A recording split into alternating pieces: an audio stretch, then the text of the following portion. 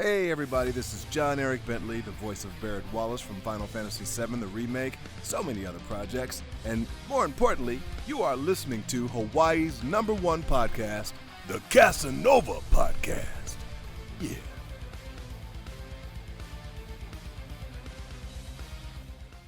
This wasn't written with your comfort in mind. Nah. Made my decision, wasn't tough to decide. Nah. Me and my boys, we get it done every time. Gotta earn it, you can't just jump in the line. You'll get rushed to the side.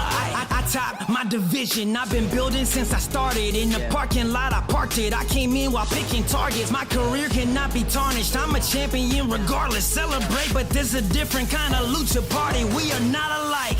I don't want your advice, I don't want your opinions. It's not gonna be different from the ones I told to listen. I've been working on a bigger picture and y'all ain't impressing me. Hey, como se dice, shut your mouth, respect the legacy. Ain't no comparisons, y'all just embarrassments. All of my confidence is rooted in my heritage. Yo, and with Mendoza and Mr. Wow, we showing what this about. Phantom driving, your career is disavowed. What's happening, y'all?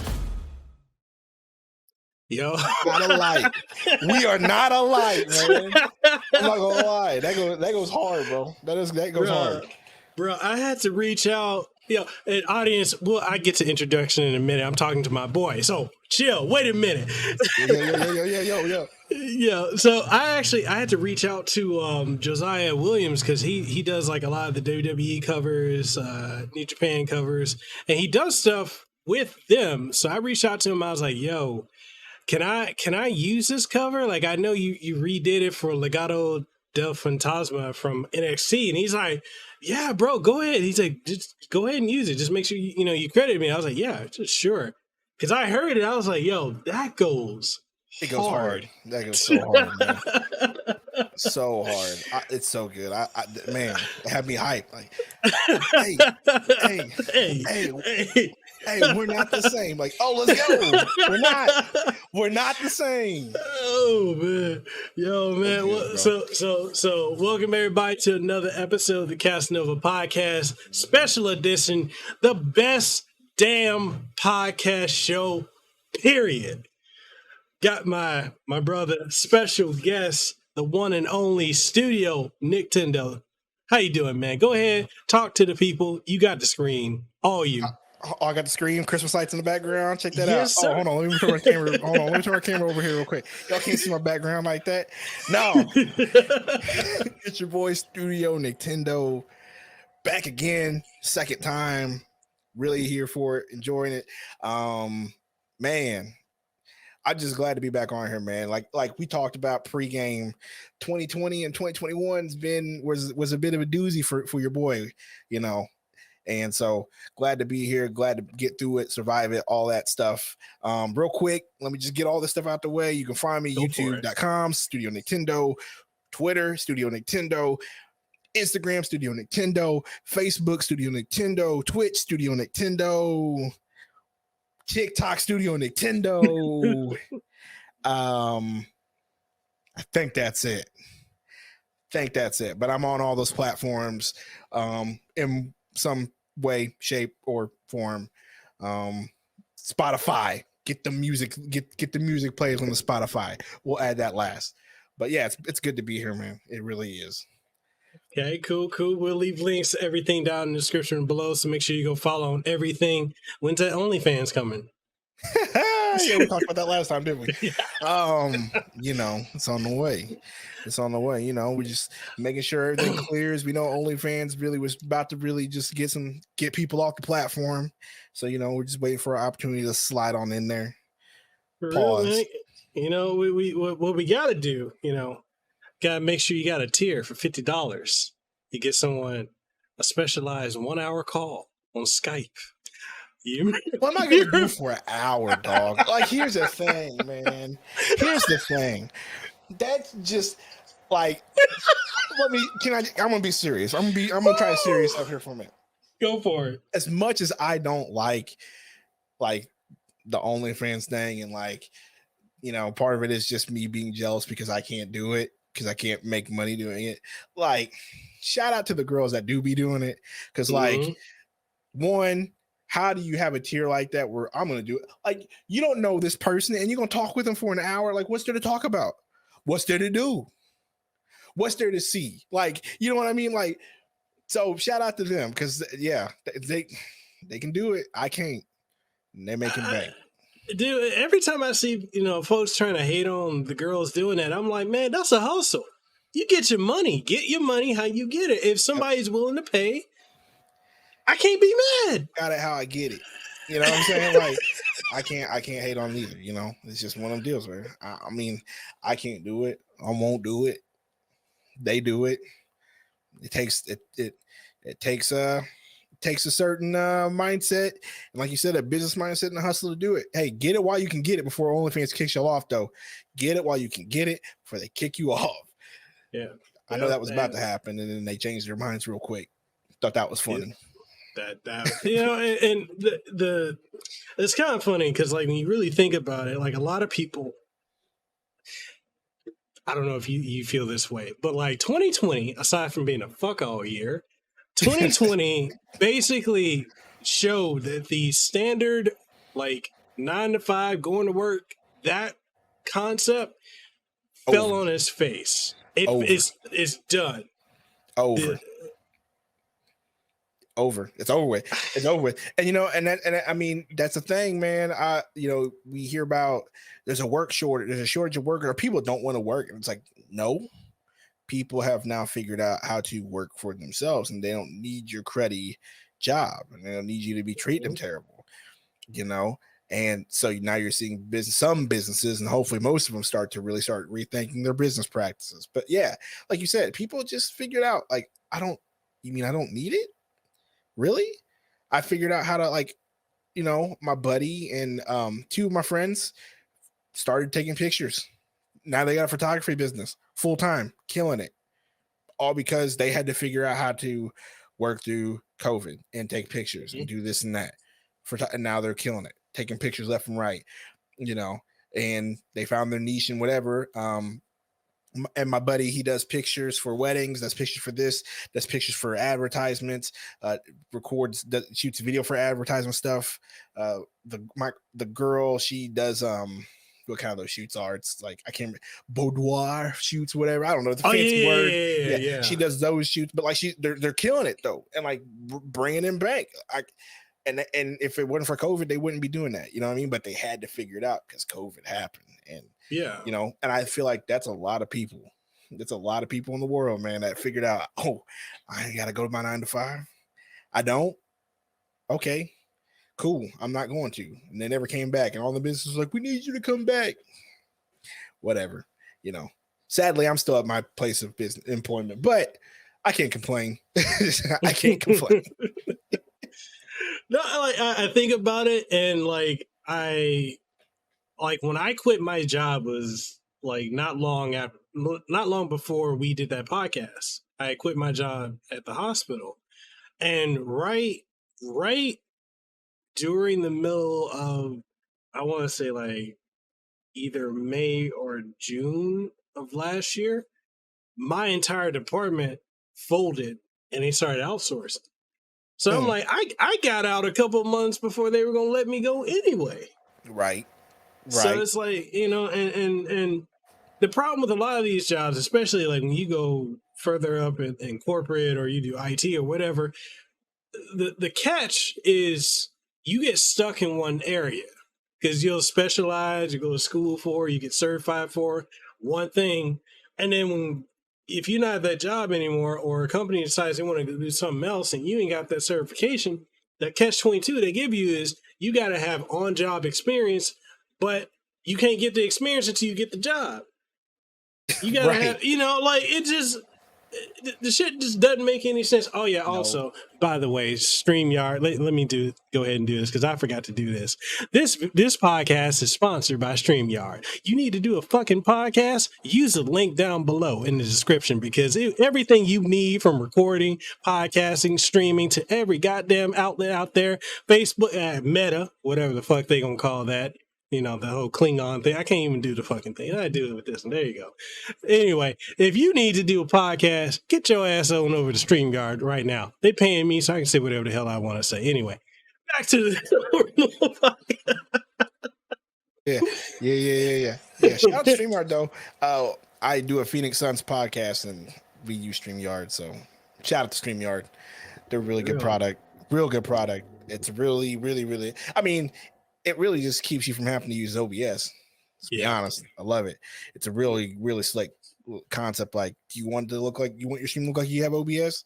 Here you go. And there's a lot of access to it, and it's really dope. So for real, I use StreamYard. I'm not like trying to like really pump them up for whatever you got going on, but no, for real, it's good. It's a really good product. So well, shit, I got to do it because I left StreamYard and I went to Melon. I was using Melon for a bit. They're like, yeah, man, we're gonna give you free access. We're gonna pay you. We're gonna do this. And I was promoting it. I did a commercial for them. I did all that for them motherfuckers. And the next thing I know, they're like, yeah, well, we don't feel like we want to work with you. We want to work with Gale Level and other people. And I'm like, okay. So I was like, hey, StreamYard, hey, I'm back. I'm back, he said. No, but it's a good product. It's a really good product. So shout out to StreamYard.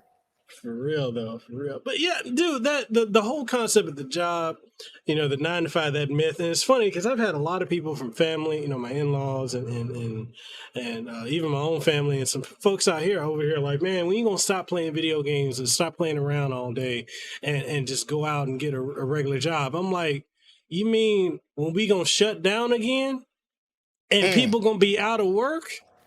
Yep.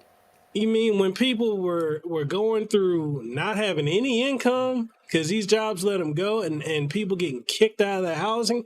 No. At this point, the only job security I feel that there is investing in yourself, getting a skill set, and finding a way to monetize what you got, be it your voice, your body, if you're doing but whatever it is. Boudoir, whatever.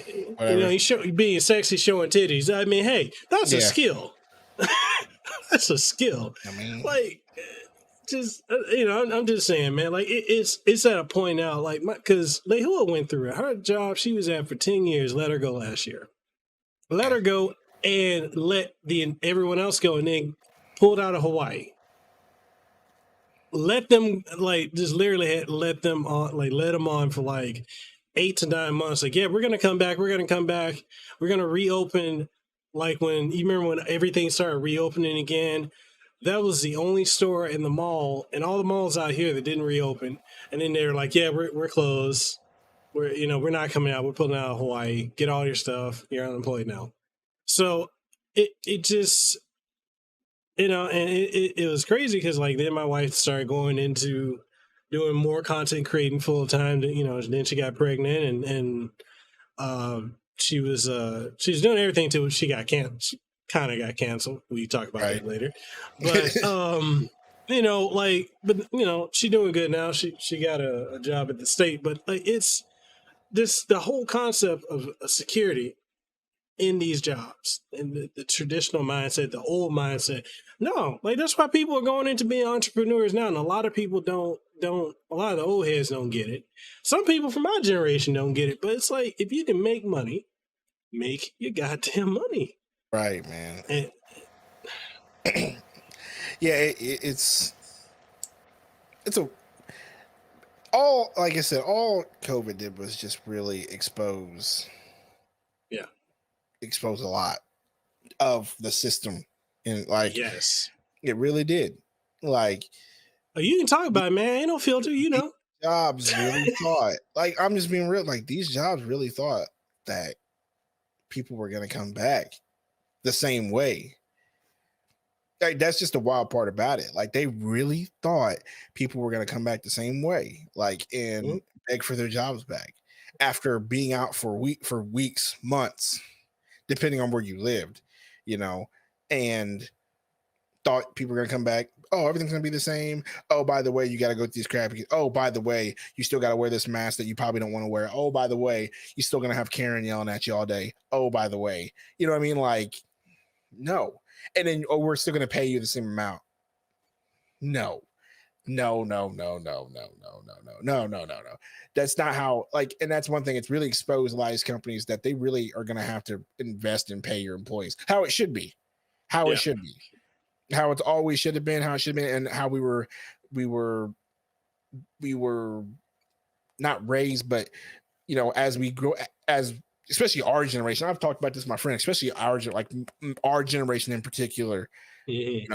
Coming up, where after the first collapse in 2008, where that's when we were getting jobs and we were jumping into the job market, and we had to really sort of just deal with it. This is the amount of money you're going to make. These are the hours you're going to work, and you're going to work them. And there's really no choice, because at the time, that's just what you did, right? And so now that got turned on its head, and we were sold a lie, basically. This is how it's going to be, and this is how it has to be. Now people are figuring it out, and they're not going back. They figured out how to work for themselves, or they found another company that'll take care of them better. Sorry for you. And it's a good thing. Hopefully, things continue to change, and I'm all for workers' rights, and I'm all for people taking care of themselves and doing the right thing for themselves, because at the end of the day, ain't no job worth you going to, because they're going to forget about you and they'll replace you with a day. So don't matter where you work, don't matter how hard you worked, that you die, they're going to replace you in a week, at least a week. So they don't care. And it's when you start to realize these companies don't care, and that you need to start, they will work you to the point. I remember when I was at the hospital, man, I was pulling 80 hours a week, because the whole thing, and this is the thing, anytime someone's like, oh man, I got the salary position, I'm like, your salary? That's code for they can work you as much as they want. Because there is no minimum. No, you salary, you think you're gonna do 40 hours and be done with it? No. They'll work you as much. I did 80 hours. I was doing YouTube full time. I was doing that crazy hours. I was on call 24/7. I was being bitched at and yelled at every other day. Even when I took vacations, I was never off. It's just the way these companies, and just the work environment in general, the way they so shittily treat people, and we're supposed to be okay with it. With COVID, we just supposed to be.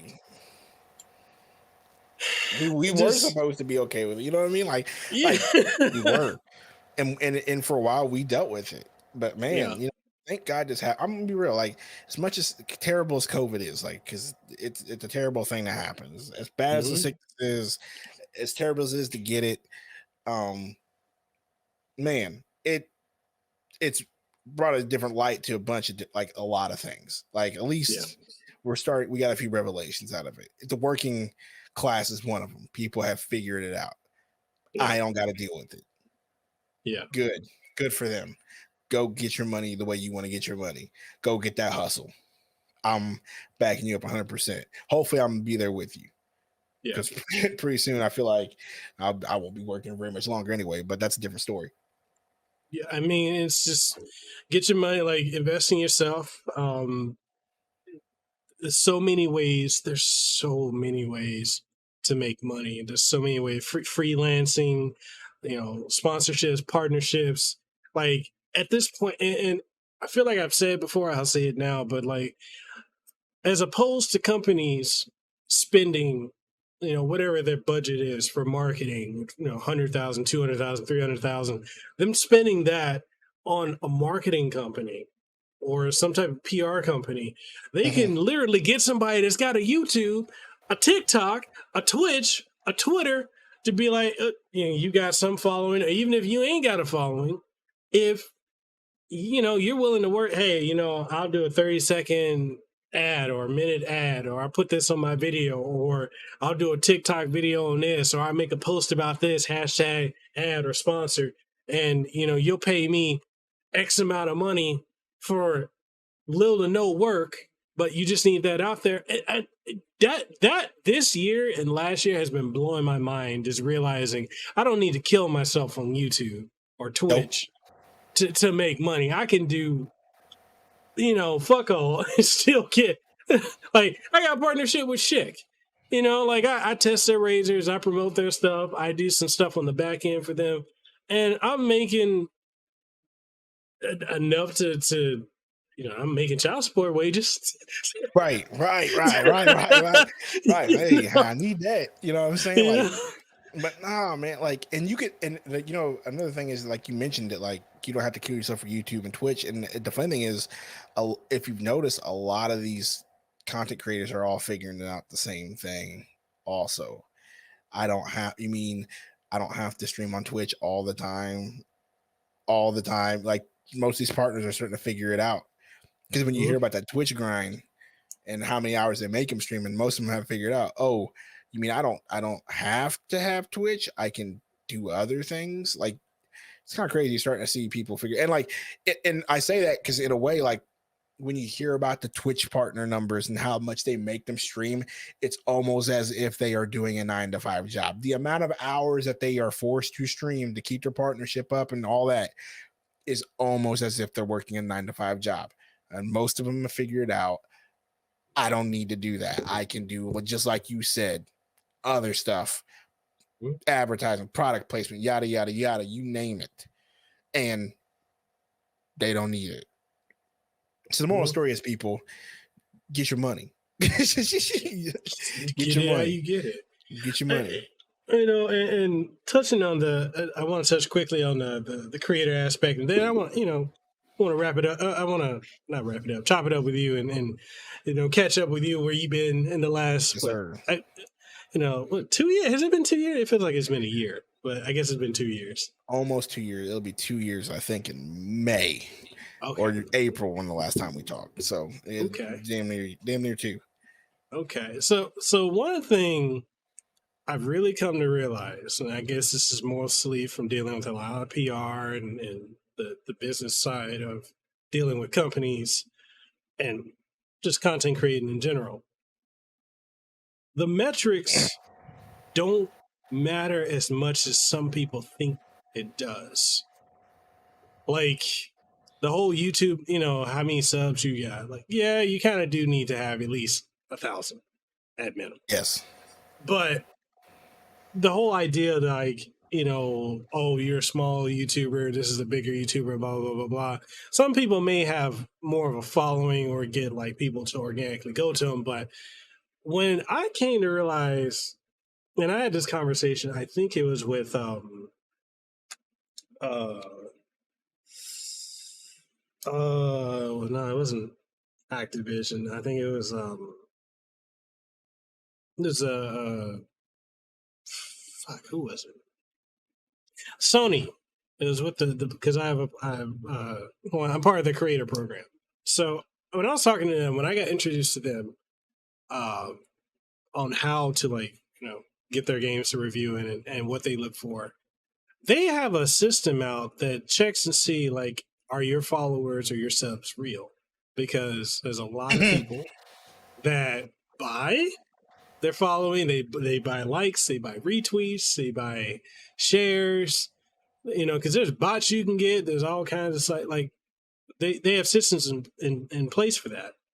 And when I came to realize how many big creators do that, I stopped giving a fuck about, oh yeah, we just got to get to this milestone, because it doesn't matter. And then when you look at how many people that are subbed to your channel that actually watch your content, and the mass majority of people who watch your content aren't even subbed to you. Yeah, that's for real. Like even my numbers, like you'll see a lot. Like YouTube's funny in that way, man. Like you're right. Sub numbers don't really matter at the end of the day. Like it matters for you to get that partnership because they require it. But at the end of the day, it just matters who sees your video, who watches your video, all that stuff. Like really, the views and the watch hours is what really matters in that video, not your sub numbers anymore. Like it's cool to have subs. Like don't get me wrong, you got to have them because that's sort of how you build and people sub and they can still see your video, or it helps. It gives them more options for visibility on the video. But at the end of the day, YouTube's going to put that video on whoever they want to put that video in front of. So that's really what matters, man. It's crazy because most of them, I think last time I looked, I was almost at 50-50, which is good. But for a while there, it was like 70-30. No, not subscribers watching the video, which is crazy if you think about it. It's wild. Like it really opens your eyes to like the reality. Like you just don't. It's not so much as catering to the audience that you basically have built in. You're really Lehua put it this way to me, and it clicked in my head when we had this discussion. Basically, what she said was the whole metrics of working with YouTube, or getting or it really any following. It's like working in a retail store. You have your customers that are always going to come through and buy Right. whatever it is you have. Those are Right. the brand loyalists. You're trying to get more people in. If you walk past a building like a shop in a mall or any business, they always got advertisements outside of it. They have whatever it is to get your attention, to get you in, and then from there it is. And YouTube content creating is no different. It's not really about making sure the people who are subbed are happy. You're trying to get more people in because you want to grow outside of wherever you're at, Right. and I've had this talk with other, YouTubers and creators out here in Hawaii. They try to focus on people here. And I'm like, no, you need to focus on a global audience because honestly, the people who got the money, who will support you, who ride with you, who will share your stuff and be there, really ain't normally the people who are where you're at. Right. I mean, it shows on YouTube. You know what I mean? But it's funny that you say that. Like, it's no different than retail. So think about the process of you making the video. First, you got to make the content, right?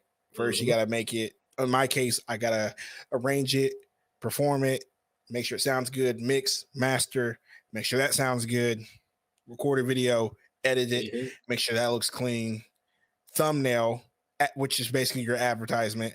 Make sure that's eye grabbing. Make sure that grabs somebody's attention, or it's a style that fits you that people know when they click it. This is a Studio Nicktendo thumbnail. Blah blah blah. Like the whole spiel. It's no different than you working in retail, or no different than you be advertising. It's wild when you think about that way. But yeah, that's what it comes down to, and getting, and hopefully it works out. But man, people who think that when you're working content creation, it's easy. wait till you hear the amount of hours that we put in, bro. It might be easy to me because I like doing it, but not everybody can do it. Yeah. Like the whole thing. Not everybody can do thumbnails or edit the video. As a matter of fact, there's a lot of YouTubers and content creators that are bigger now that don't even do it themselves. Because you know why? Because it's not fun. Yeah, and when it gets to a point, like if you start getting to a point where you're making enough to get a team, you might as well, because it frees you up to be able to do so much other stuff. Was it the YouTuber Kevin Kenson? I had him on the show last year, or no, this year actually. I think it's this year.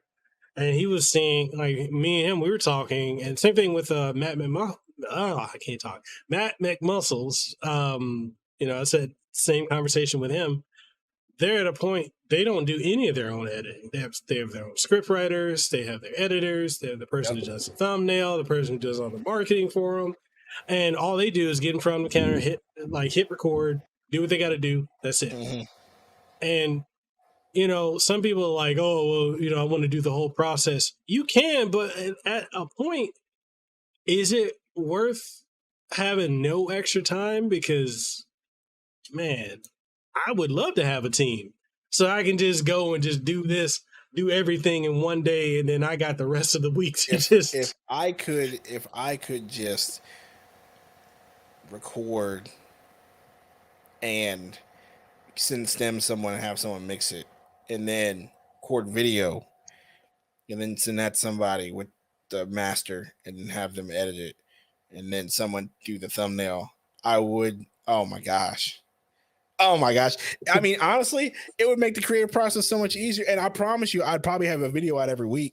If I'm being honest with you, that part for me, as far as music editing and making music and the whole aspect, like if I had a team, I'd be putting out content a lot, because that wouldn't take that wouldn't take much for me to go, hey, I'm gonna record. All right, I'm gonna sing. All right, here we go. Got good stuff. Here's the stems. You mix it, you put it out, whatever, send it back to me. All right, here's the master. Here's my video. Send that to somebody else. I would have content out left and right. You know, the heart, one of the things about being a quote unquote smaller creator, I don't like saying smaller creator because you're a creator no matter what size your channel is, but for the sake of me, a smaller creator without a team who has to do everything himself, that is the like honestly most of the time the most time consuming part. All your stuff is right there in your background, people. Look. Yes. All my guitar stuff, like the most time consuming part is the small things. The most time consuming part, you know, getting a song, arranging it. All right, here comes the drums. Do the drums. All right, mix those. Make sure those sound good. Next step, bass. Record bass. Make sure that the bass doesn't sound duty. Make sure it's not clipping. Boom, there's your bass. Guitar. Make sure you got a good tone. Make sure your guitar's in tune. Let's start with that one. All that stuff. Okay, cool. Now you got to get a good sound. Cool. Record it. Next step. Anything else you got to add? Whatever. Do vocals. You would think you'd be done after that. No. Now you got to EQ everything. Now you got to go through subtractive EQ in the vocals. Let's take this frequency out. Let's take this frequency out. Let's make sure none of these frequencies are fighting with each other in your mix. Whether make sure your guitar is not there. Make sure your bass is over here. Make sure your drums are sitting here. Make sure your vocals are sitting here. You got to do all of that. Oh, by the way, now you got to compress it. Oh, now it messed up your EQ. So let's re-EQ all of it all over again. You know what I'm saying? Like there's a lot of steps to doing all of these things that we do, you know, whether you're creating music, whether you're streaming, whether you're doing whatever, there's a lot of steps to this, bro. That kills me. Like it'll kill you and get to you after a while, you know, which is why, you know, myself, I took 2021 to like really like focus on that to make it faster for me. And then also mentally I just wasn't there, which we can talk about that later about not being there. But like, man, there's a lot of time and hours that go into creating this content that people don't see. That's just crazy. And if I could get that off my shoulders, you know, I would do it in a heartbeat. But I don't trust nobody on Fiverr. I mean, you could if you could. Honestly, I'll be real. Like I'm be real. Like, let's be honest. Like, if me and you really wanted to, we could just go to somebody on Fiverr and have it happen. Yeah, I don't trust nobody to make it happen over there. I'm just gonna be real. I trust myself. So myself, I'm doing it. Yeah, and it really comes down to it. Like, it's the other aspect that people don't really look at or really understand is like when you start making all this content, and after a while, even when it comes to working with other creators, you got to be careful because you really don't know who you can trust. Like, you know, and this goes to a conversation, you know, we were having it before we even hit record, but it's really, you know, you think a lot of these creators are friends or close, or these people are really cool with you, or, you know, here's the other con. It's kind of a con, but in some cases it can be true because you can find some people that you become real good friends with. You know, we became friends through doing YouTube. All of that. We talked about that last podcast. The community aspect is great. But you know, in many ways, like that's the great part of it. But then there's also the part where, you know, people go behind your back. You know, people trying to screw you out of opportunities, trying to blacklist you on other things. Or in the case of what the last podcast we did, you didn't even do nothing but come on my show when someone had a problem with you. But they will Skype you if you own that one tier. Yeah. Like you didn't even do nothing, but it's just how petty this shit gets. Man, it's just, I don't know. It's like I said, once again, it's part of the reason why I took the approach to 2020 this year that I did, which was just more time for me, if that makes sense. I still put out a good amount of content. I'm not gonna say I didn't put out a lot because I did. I put out quite a few videos this year. I worked really hard on a lo-fi album that's completely different. That's a completely different genre than what I normally work on. Just because, you know, for mentally, just something different and something chill that wasn't so fast-paced and driven. Like I did that because this year I decided like I'm going to work on Studio Nicktendo, and not just Studio Nicktendo the channel, but Studio Nicktendo, like me, Studio Nick, like Nick. I'm going to work on Nick this year, which is, focusing on me, my mentals, and everything else like that. Because we talked about this before. 2020, what was, I got through 2020 fine, in my opinion.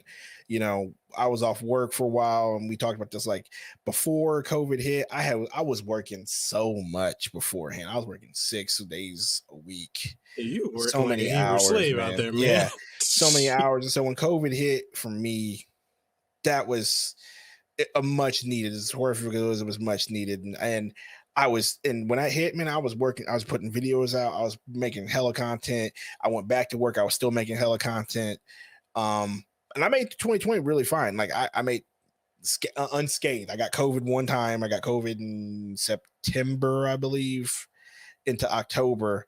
But other than that, I was good. Still making content. I managed to put out a video while I had COVID, which is another story by itself. But I worked hard through 2020. The Persona 4 album that came out, or EP that came out, I busted tail and got that out and worked hard. And then after that, it started to hit. The tiredness started to hit, the mental started to hit, and I was like, man. So I put out some videos. I think I did a collab with the Limit Breakers for Escape from the City, Sonic the Hedgehog 2. And then after that, I was like, yeah, I'm kind of I kind of need to take care of Nick a little bit. You know what I mean? Like it just what it was. Like I knew I needed to. So, I stopped the schedule. I was like, all right, 1 video a month. That's really what I did. Toward there, I said 1 video a month. Sometimes I didn't even get that. It was 2 months, but it was much needed, at the time, because that mental hit hard, and that's just part of it, man. Part of it. And I know, and shout out to anybody who can work through that. And I used to think I could, but nope, I couldn't. Not this year. Not this year. Not at all. It becomes, I had to explain this to someone, because when you get to that point where the mental fatigue sets in, and it really sets in because you go too hard in that creative space. People don't understand. You cannot stay in a creative space 24/7 without being burnt out. Yeah. And when you hit that burnout, you don't want to get in front of the camera. You don't want to go on YouTube. You don't want to record anything. You need to get away from it. Like you need an off season. That's why you think about sports. They have off seasons for a fucking reason. Right. It's, you think about bands or any musician, they do tours, then they have an off point, because you cannot stay doing this hardcore. Just like you, man, I went to a point I was going all in on this, and then I got to a point where I'm like, I don't enjoy this anymore. I'm not having fun with it. And then that's when it becomes feeling like a job. And then when you're sitting and you're working on something, you don't really enjoy it. Sometimes this can feel like a prison. Sometimes you'll sit down and, like I do, and you'll just stare at the computer screen and stare at it and like, what am I doing? It like I had that a lot of times last year. It was just like I had to hit here, open up my DAW, and I would just look and like, I'm gonna be real. Thank God I had some other projects that I just kind of never put out. And so for me, I got to go back to those and touch them up and start to put them out. But like, I, for real, just like would open up Reaper, which is the name of my DAW. I would just stare at it, and I just stare at it and stare at it and stare at it. And I'm like, what am I doing here? Like, what is happening? Because like, it was real. So like I said, at one point I took time and said that, what, take time, for me. And then, what happened for me was I just did something differently that was creative, that was different, to sort of, feel different. And it was funny because I was talking to Avid and I was like, man, I really wish you'd come out with some hip hop video game hip hop covers again, because he used to do that and then he kind of stopped doing it. And he was like, nah, man, I don't think I can do that. And I just kind of joked and I said, oh, fine, I'll do it myself or something like that. Just messing with him, talking smack. And then, like, in my brain, I was like, maybe you should do it yourself.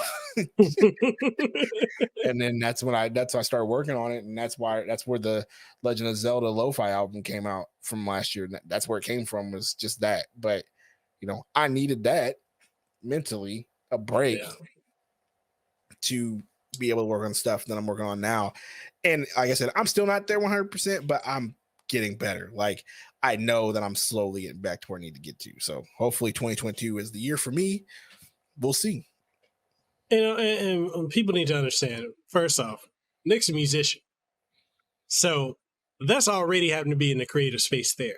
Because for each instrument, you got to be like, if you don't play music, you probably won't get it. But like, honestly, you got to be in the mood for it. You got to be in the right frame of mind to be able to create. Because literally, you're playing a guitar, a bass, drums, piano, whatever. You're creating art. And just like any artist, you got to be in the right frame of mind, the right mood for it.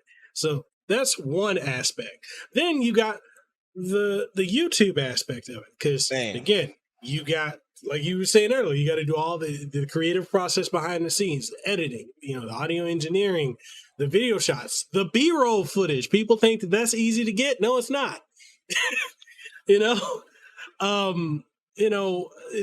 the idea, the concept, everything that goes into it, it's so multifaceted that it just blows my mind. I had one of my exes on Facebook. She made a comment. She made a post about how people who do YouTube, they're some of the laziest individuals because they don't do anything. Like, it takes nothing to get in front of a camera and make the content that they put out. And the amount of people that were I think she had like 100 comments, people saying, yeah, it's lazy. They don't do anything, blah, blah, blah. If you understood I tell it the process. Every time I hear somebody say that, and I go, then you do it. I don't want to. Then shut up.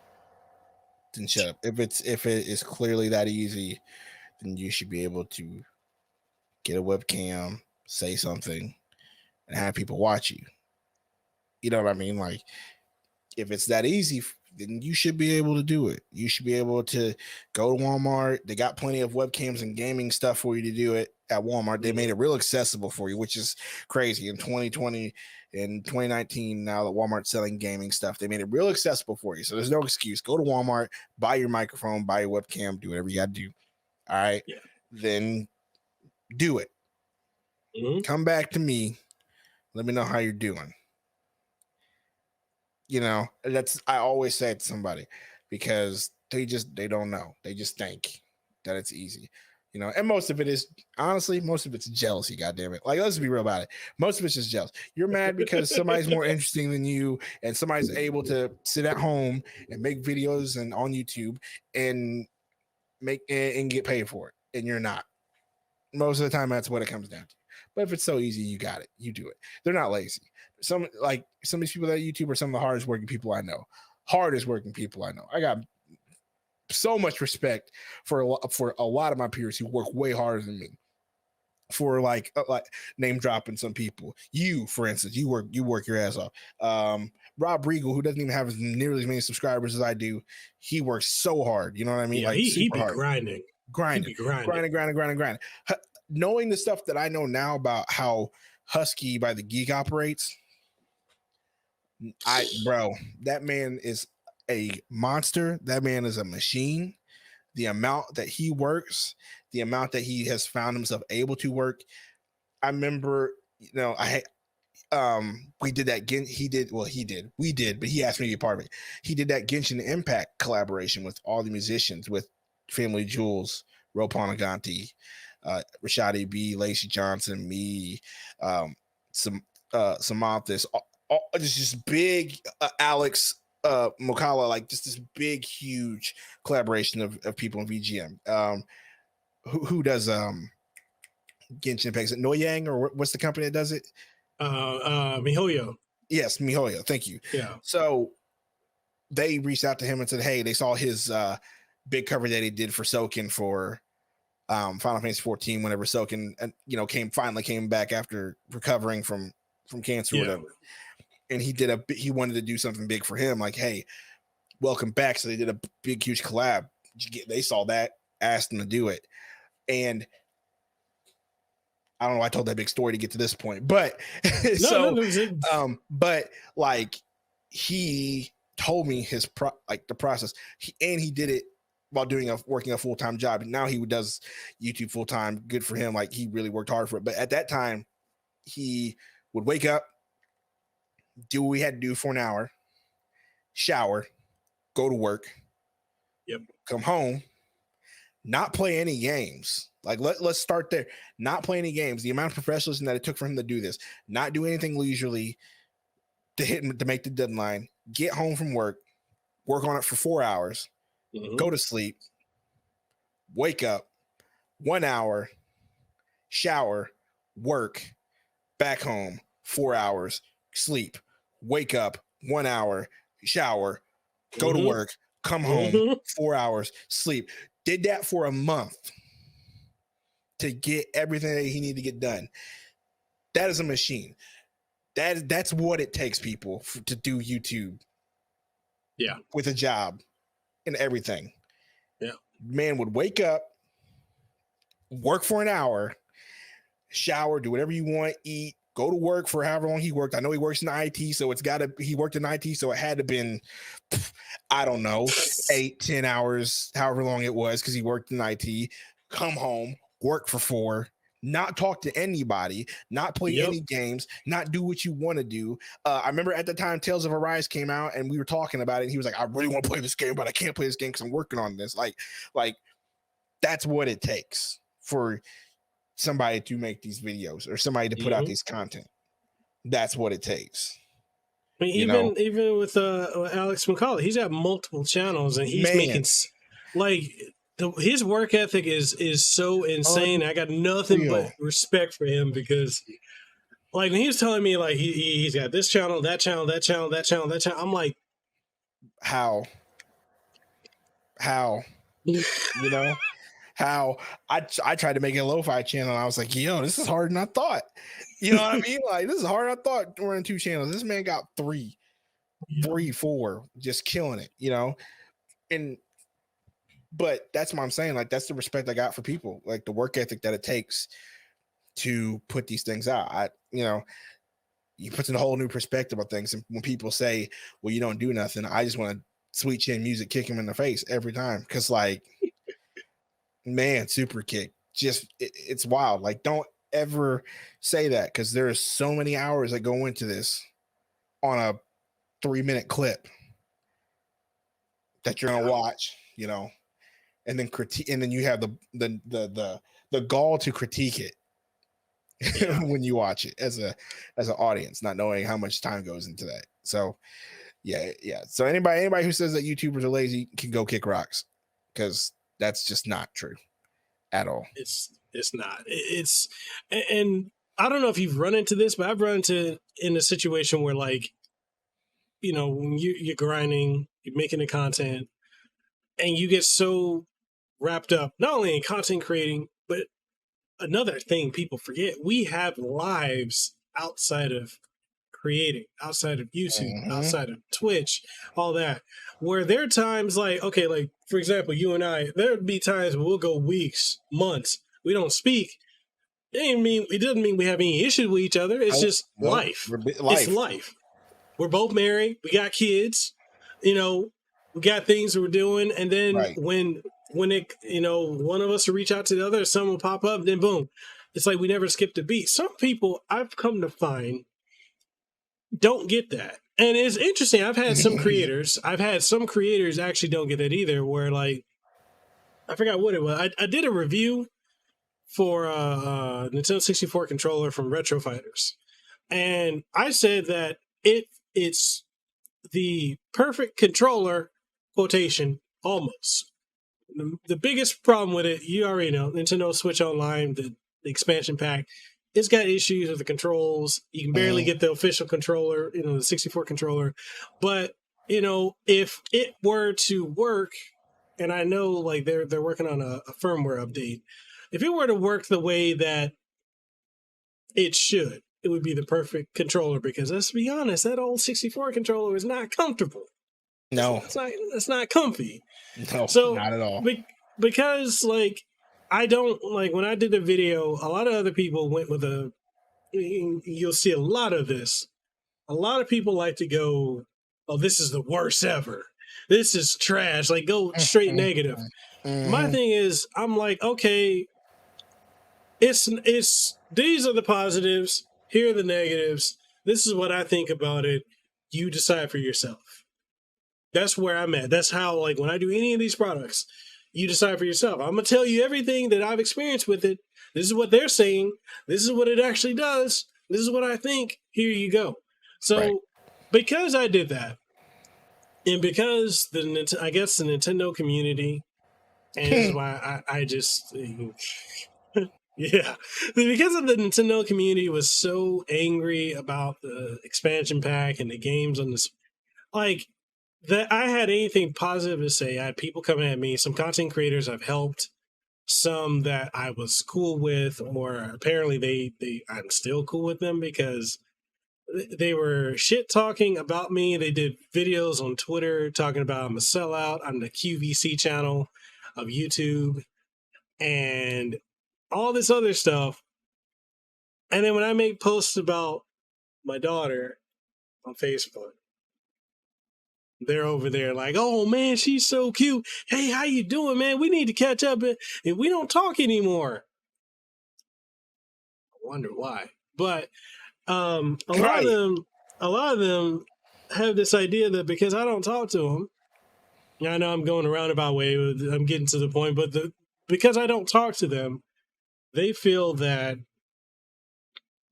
I've got this arrogance, this ego. I'm like, it ain't that. I got an 8-month-old. I've got an 8 and a 7-year-old. I got a wife who works full time. I'm a full time dad. I do this full time. I podcast full time. My ass got to be up 6 o'clock in the morning throughout the week. Got to take my wife to work. Make sure the kids are good. Got to feed them. Make sure they live. They don't die throughout the day. Like it's like when I get free time, like that's the other day when you text me, say, "Hey, we still good." The only reason that I didn't respond for a couple, my ass fell asleep holding the baby. Doing something though, but like you know what I'm saying? But like that's what it is though, man. Like you got stuff to. It's your life. It's your own life, man. Like you know what I mean? Like people. Somebody said it to me too, man. You have reached out forever. It's like, bro, like I'm living my life. Like there's a reason why I stepped away from a lot of things because you got to live your life, man. Like you got to do stuff. You got to take care of your business. Like I don't take care of your business. I'm taking care of my own business. Like I got my own wife. I got my wife. I got my wife. I got my 3 kids. I got a full-time job. Then I got to do stuff that I like to do or work on my content. I'm sorry. Like, yes, it is hard for me to reach out, but like, that's just life though, man. Like it happens. Like it's not easy. You only have 24 hours in a day and like 8 of them, you got to sleep. If that, some people only get 4, but you know what I mean? Like you get 24 hours in a day. Only so many of them you can spend. A lot of them you got to sleep. And if you got a family, you probably got about 2 or 3 hours of that day to yourself. Exactly. If that. Yeah, exactly. So it's just crazy, man. Like that's just, that concept of somebody getting mad because I get it, but come on, man, we're all living life. Yeah. We all got stuff to do. This is wild. Yeah. So I kind of want to jump over here to this topic. So I know when you went from gaming coverage to doing music. You did covers, you doing music, original stuff. You did your albums, your lo-fi albums, everything like that. Did you feel that stepping away from video game coverage allowed you to love gaming again? For me, I find, and we can talk about the social media aspect, I find the video game discussion on social media was affecting my love of gaming, making it to the point where I didn't like it. Anyway, I'll shut up. Go ahead. So stepping away, I don't think it brought back I always loved gaming, but I think stepping away from creating content, having opinions, feeling like you're supposed to have a certain opinion and not like you're supposed to have a certain opinion, and like I feel like stepping away from all of that, it didn't bring back my love for gaming, but it let me enjoy it more. Mm-hmm. It let me experience it more. I remember the first time I didn't stream a game when it came out was Final Fantasy VII Remake. That was the first time. Like at that point, I had already come up with some covers, and I kind of just stopped. And I was like, I was gonna stream it. I was like, yeah, I'm gonna stream this game. Let's go. I said that was the first time I hadn't streamed a game and like got to experience a game without having to like have an opinion about it. Yeah, or be an entertainer, or like have a opinion or judge it. I got to just take that in as a fan and consumer, and that was one of the best experiences I've had playing a video game in a long time. Was just playing Final Fantasy VII Remake, no opinions, forget what everybody's saying. I love Final Fantasy VII growing up, so now I'm playing this, and that was one of the best experiences I've had. And that game, man, it still holds a place in my heart. I ran through the remake again this year on the PS5 after they did the update. Man, I still went through every emotion. I went through it, went through every emotion, just did the same things I did, watched it, like looked at all the scenes, like, doing everything you're supposed to do. So the details in the game, like went through every emotion again, playing it again. Like, I don't think I would have that if I was still doing gaming content. You know what I mean? Like, I don't think I would. And this is not me speaking for everybody in the gaming content. There's a lot of dudes who do that, who have the same feelings that I have when they do it. It's just, that was just me and at the time doing it, So, but yeah, man, like getting out of that brought back my enjoyment for gaming like so much more. Like we talked before, I'm playing Shin Megami Tensei 5. Like 5 hours in, I'm already hooked. I'm enjoying it, but best believe if this was 3 years ago where I'm having to stream it or have some sort of opinion on it, I don't think I would have. I would have been judging, oh my gosh, why doesn't it look like this? Oh my gosh, why do the frames drop here? Oh my gosh, the graphics aren't as good on the Switch as they are on the PS5 and the Xbox Series X and the PC. Like, that's the Nintendo Switch has got to step the game up and get a new console out, because they're holding the generation back. Like, just that sort of stuff like is out of the window. I'm playing Shin Megami Tensei 5 and I'm just running around. I haven't gotten through the first part yet. I just been running around, exploring, playing the game, getting as many demons as I can, trying to fight this, do this subquest, do that subquest. Like, I'm actually like playing the game and enjoying the game for what it is. Yeah, like occasionally it does pop my mind, oh, that was a weird frame drop, but like, but I'm not like judging the game on it like a lot of people would. So yeah, it's helped me enjoy games, have a new perspective on games, and just be a gamer. Like, do what we're supposed to do as gamers, and that is play the game.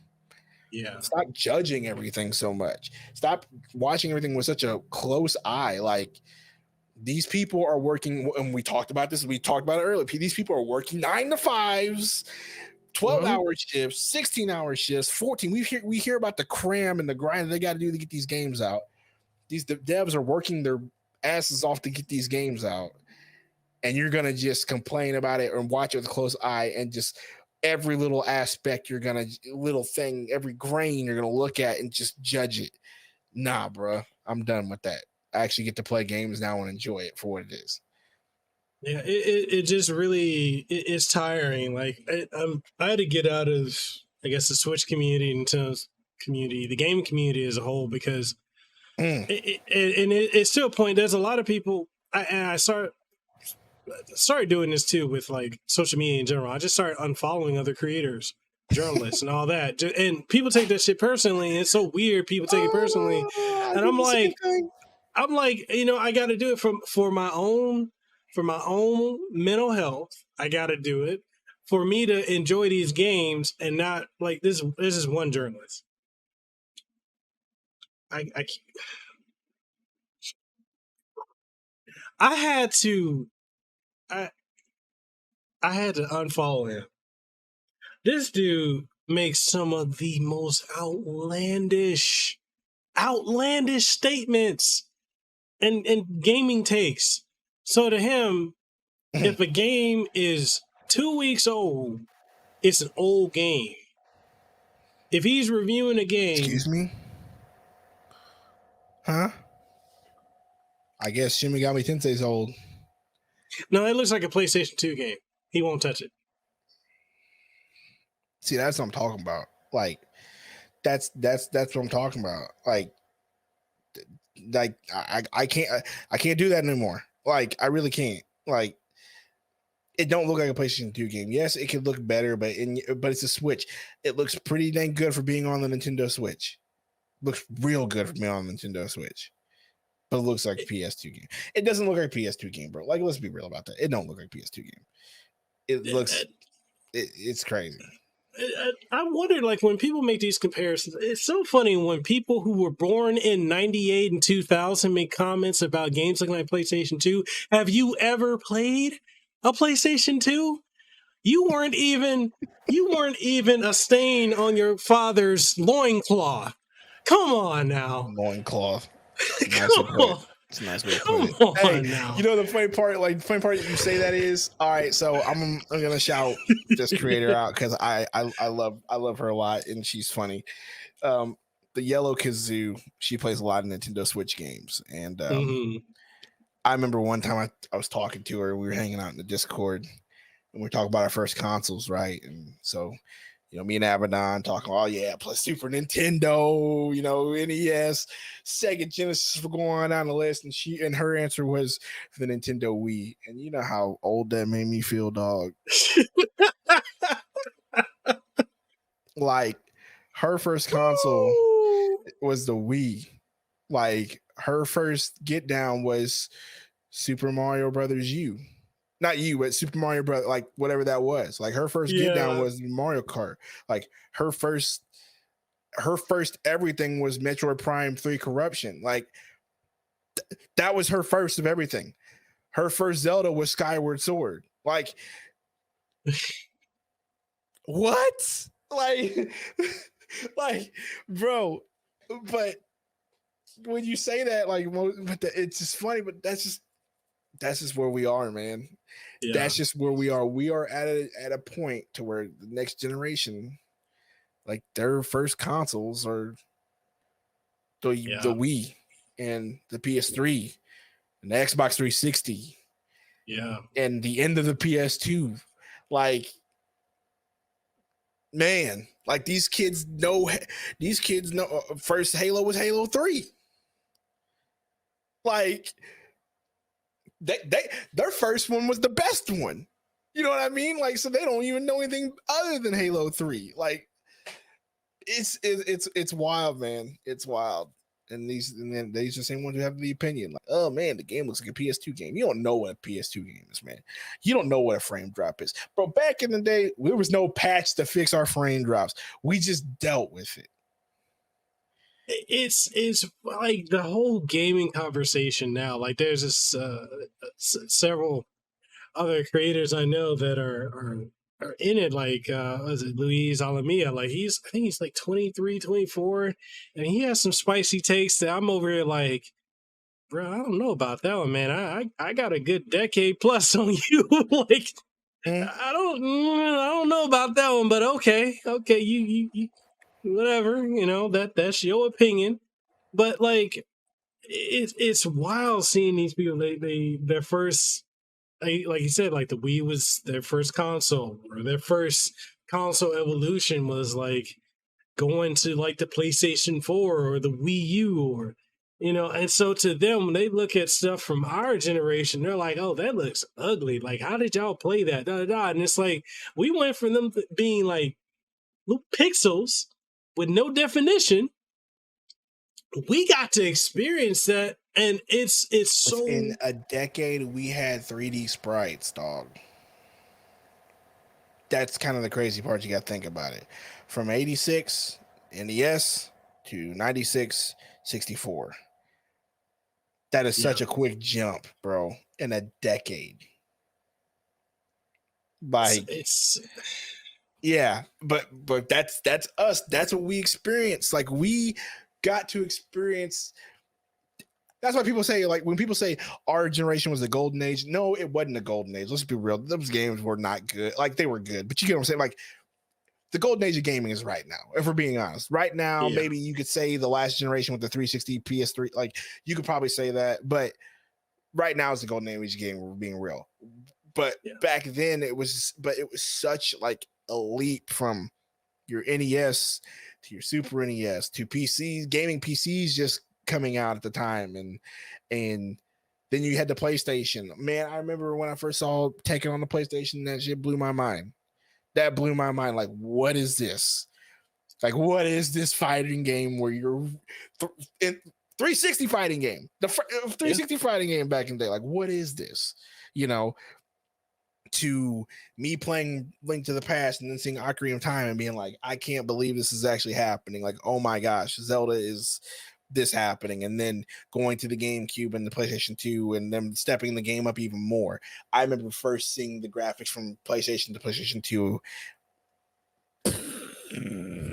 Mind blown. You know what I mean? For real, like, though, man. Like the leaps and bounds of the graphics that we witnessed growing up is nothing compared. Like, so they don't understand. Like, because it's like, once again, I it's funny because I keep bringing this up because we're both at the same age. Like, there's so much things that we did and we were the test tube kids, man. There's so many things in our generation that we experienced that these newer kids just don't understand. Like, we lived before internet. We also lived after internet. So we experienced the beginning and the rise of the internet. We've experienced the beginning of. We've experienced the first smartphone, BlackBerry, Blackjack, iPhone. We experienced that. We experienced all the consoles, like I said. We also experienced what it was like having a lot of money, then graduating, being broke, going through a financial crisis twice. All right.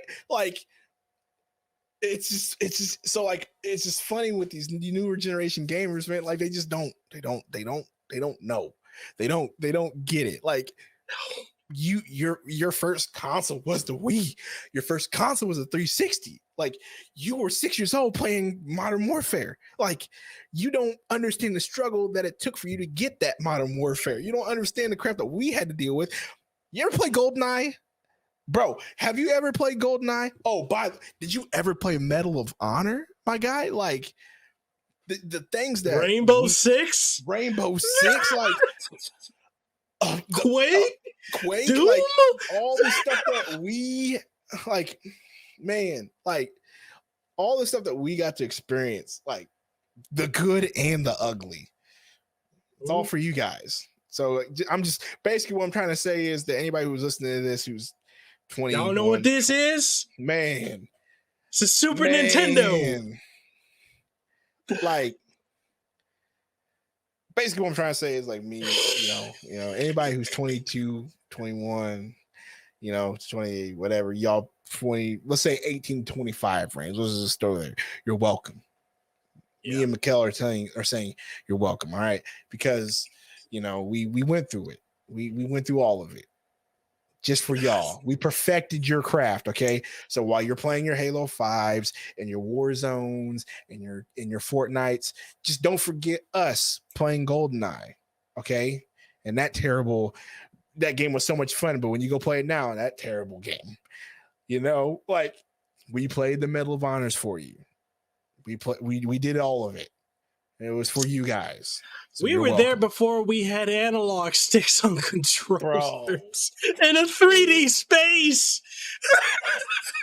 Oh my gosh, man. I like, you know, and that's the crazy part. Like, when you think about that, like, how do we do that? Like, I went back. Tell me you played Tomb Raider, the original. Man. Tomb Raider. That game, bro. All them games, man. Like, you go back and play those games. It's hard to play those games, but we did it. We did it for y'all. Okay. Oh my God. We did it for every single one of you new gamers out there. So well, next time you want to complain because your shit dropped below 60 frames, shut up. All right. We was playing on 15. If that. If that.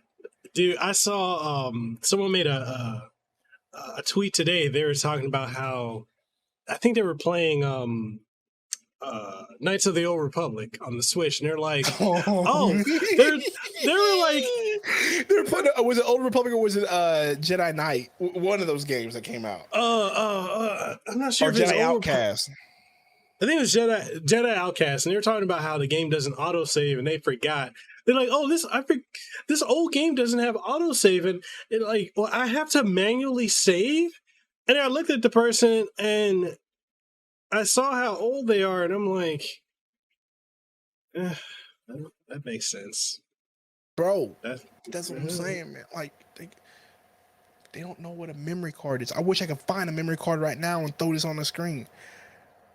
Like, man, you remember how many blocks was your memory card? 8, 16. You remember the cool ones that came out where you had 2 or 64, you had to push the button to switch over the memory to the other side, and it was 32 on both sides. Man, that memory cards. Remember those? Remember Rumble packs before we had Rumble? We had to attach something to our controller to make it shake. That was game breaking. I remember that was game breaking back in the day. The Rumble pack, big deal. Oh, remember the expansion pack for the Nintendo 64? Because games were starting to come out that were way bigger, so they had to give you more RAM to run the game, and you had to put that in your N64. Remember that? Mm-hmm. You remember whenever you had the PlayStation and it only came with 2 controller inputs, and this is before things were wireless, so you actually had to put the controller in the console. Oh, the multi-tap. And yes. Then if you wanted more people, you had to buy multi-taps. You remember that? Yeah, we did that for y'all, people. We did that for you guys. Oh, here's another one. You remember when a game would come out on the Saturn, the 64, the PlayStation, and none of them played the same? None of them played the same, bro. None of them played the same. Do you want better? Sega Genesis and Super Nintendo. That was a real mind screw. Go! I dare y'all to go play Super Nintendo Aladdin and then go play Sega Aladdin. I was about to say that too. Not the same game. Not the same game. Music hit different. Music's terrible on the Sega Genesis. Let's be real about that. We'll start there. So cheesy. But not the same game.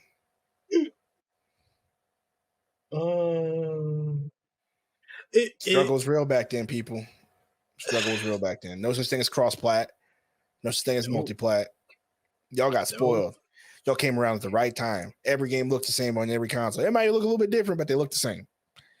Not for us. Three. You have 3 to pick from: Switch, PlayStation, Xbox, or Nintendo, PlayStation, Xbox, and then PC if you want to go there. So 4. Now you got 4. We had Super Nintendo, had Sega Genesis, PC Engine, with Atari Jaguar, the Panasonic 3DO. We had the Neo Geo. I'm talking about 3DO. I'm talking about 3DO. Neo Geo. Hey, we didn't get 3 consoles until Xbox dropped theirs in 2000. Yes. We also witnessed that. And we were alive when there was a Dreamcast, Xbox, PlayStation 2, and a GameCube out all at the same time. Mm-hmm. Dude, you There remember when the Dreamcast came four of them. out? Remember the Dreamcast came out and like that was unlike anything. Like that shit so hard. The Dreamcast, man, it's such just I forgive me, Sega. Hold on. Here you go. Forgive me, Sega. How the hell y'all forgot to put a DVD player in this thing? Like, can I just want to ask that question. Like, how do you forget to put a DVD player in that thing? Like, did you not think ahead? Was the engineer person not thinking about that at the time? Were you in such a rush to put it out? Because, like, that's the only reason. Like, if y'all, that's all y'all had to do. If y'all would have done that, you'd still be making consoles and probably be killing it. And there'd probably be no such thing as Xbox or Sony at this point. Like, one of those two would have already fell off. That's it. I said it. That's it. That's the main reason. That's literally it. That's literally it.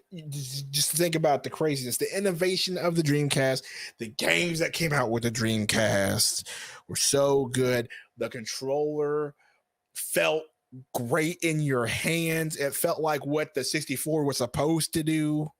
You know what I mean? Sonic Adventure, Ready to Rumble Boxing, Crazy Taxi, all the 2K games, which by the way are still out today, all the 2K sports games,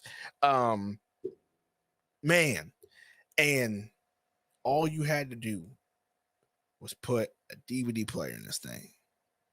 It's the first time we had online gaming, and it was actually good for $99. Fantasy Star Online, but like literally a DVD player. That's all they had to put. About the Dreamcast was the dopest thing, and you just didn't put a DVD player in this thing. Dude, I'll take you one step further. Because you listen to any devs now, like when a lot of people were so confused when Japanese devs jumped to the 360. You remember when they did that? They all jumped over there because it was easy to develop for. The PlayStation 2 was a nightmare to develop for. The PlayStation was a nightmare to develop for. The PlayStation 3 was the worst nightmare. The cell processing, its thinking, the emotion engine. Like, it was so much of a nightmare. The Dreamcast was so easy. Games went to the arcade, boom. They're right there. They need they got dev kits. They were able to make games so easily. If it had a DVD player, it would have still been here. It would have actually probably killed. It would have killed everything because GameCube with their disc was just stupid. Xbox was too new. Yeah, honestly, everyone was on board, and plus the price. It was $199. It undercut everybody. Yep. Like, it's wild. Like, that's literally all they needed to do was put a DVD player. Now, the DVD player would have made it more expensive. Let's be honest about technology back in the day.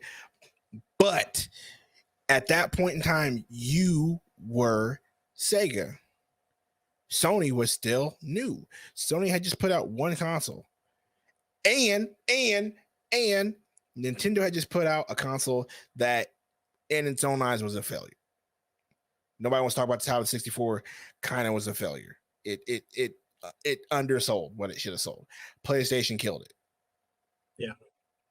So you had Nintendo on edge. They were putting out the GameCube and which is crazy. That's two back-to-back mistakes Nintendo made, which is crazy because I still love the GameCube is still my favorite console of all time to this day, but I'll even admit, like, everything they did with the GameCube was a mistake. With the way the small discs, I know what they thought. It didn't work out that way. They should have had it to where you could just plug that thing in online automatically instead of having that stupid adapter. Which they only now with the Switch OLED did they decide to put an Ethernet into in 2021. The first time you decided to do it, right? Like you actually put a modem in your console in 2021. But that's a different story. So you had a GameCube come out in Sega. All you had to do was put a DVD player in the console. And y'all still, I mean, you're still here, but you're not here. You know what I mean? Like it's, everybody else is at the top of the penthouse and you are, in the nice middle-class neighborhood. What could have been. Reminds me of that scene on you remember you watch Straight Outta Compton? Yeah. You remember the scene whenever it's right when Dre leaves the company and Ice Cube's already left and Dre started Death Row and Ice Cube's doing Lynch Mob and all that stuff, and Eazy-E's still doing Ruthless, and he has to sell his big mansion. Now he's living in that regular house while everybody else is killing. That's Sega. Yeah.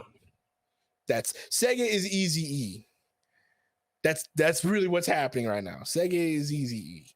Like they're living, and it makes me sad, bro, because Sega. I wasn't like a big Sega fan as a kid, but because I was a Nintendo kid, but I still love Sega. Like I still love Sonic the Hedgehog. I love the stuff that they had. I just preferred Nintendo more, but I still loved them. I was a big Sony fan. Really wasn't. Like I recognized what they did, but I was still a Nintendo kid through and through. But when I saw that Dreamcast drop for the first time, man, I wanted it. I made me want to flip flop as a kid. But you didn't put a DVD player in it.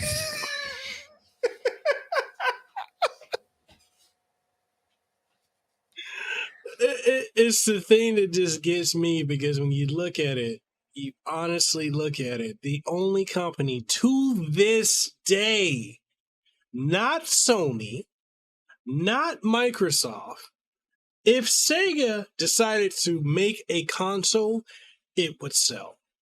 They are the only gaming company right now that can go toe-to-toe with Nintendo. With the legacy of IPs that they have. Yes. They're the only ones. But and that's the crazy part. And you know what, bro? Like, I thought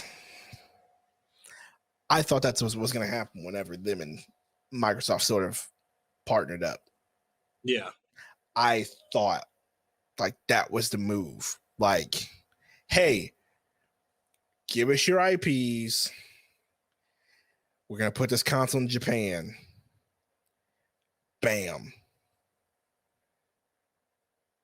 And it didn't happen. The partnership was dope, though. We got Fantasy Star Online, so I can't complain. We did get Fantasy Star Online too. We got it localized. We got it on console, PC. All right, cool, whatever. If that was your partnership, fine.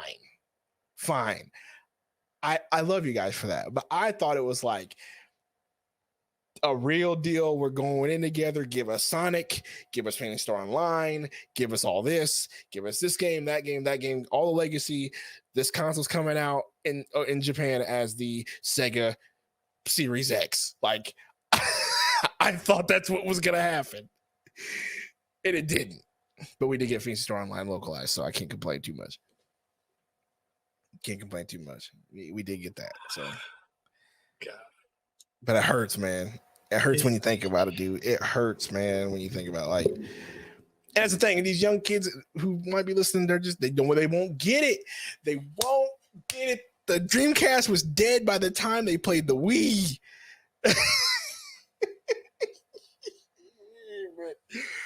They won't get it. They won't get what Sega was. They just know Sonic as this lame character, this lame hedgehog that runs around. Sonic Colors was their first game, which was a dope game, I don't lie. But Sonic Colors was their first game. Or Sonic, what was that one where he turns into a werewolf? Unleashed. Yeah. Or that one. Yeah. They're not gonna. They don't know what Sonic 1, 2, and 3 was, or Sonic Adventure 1 and 2 was. they don't know. Dude, you saw Frontier? Frontier has some adventure Bro, vibes. bro. I swear, if that is what I think it is, and it probably is what I think it is, if we're going to get a real, like, legit open world Sonic game where you get, that's gonna be game breaking if they do it right. And that's the problem with Sega, right? Like, if you do it the right way, this will be a game breaking thing. Yeah. And when I saw that, and like they were showing all the worlds, and like they were showing it like this big, I was like, no way, it's open world. And then they named it Frontiers, which tells me it's open. Yeah.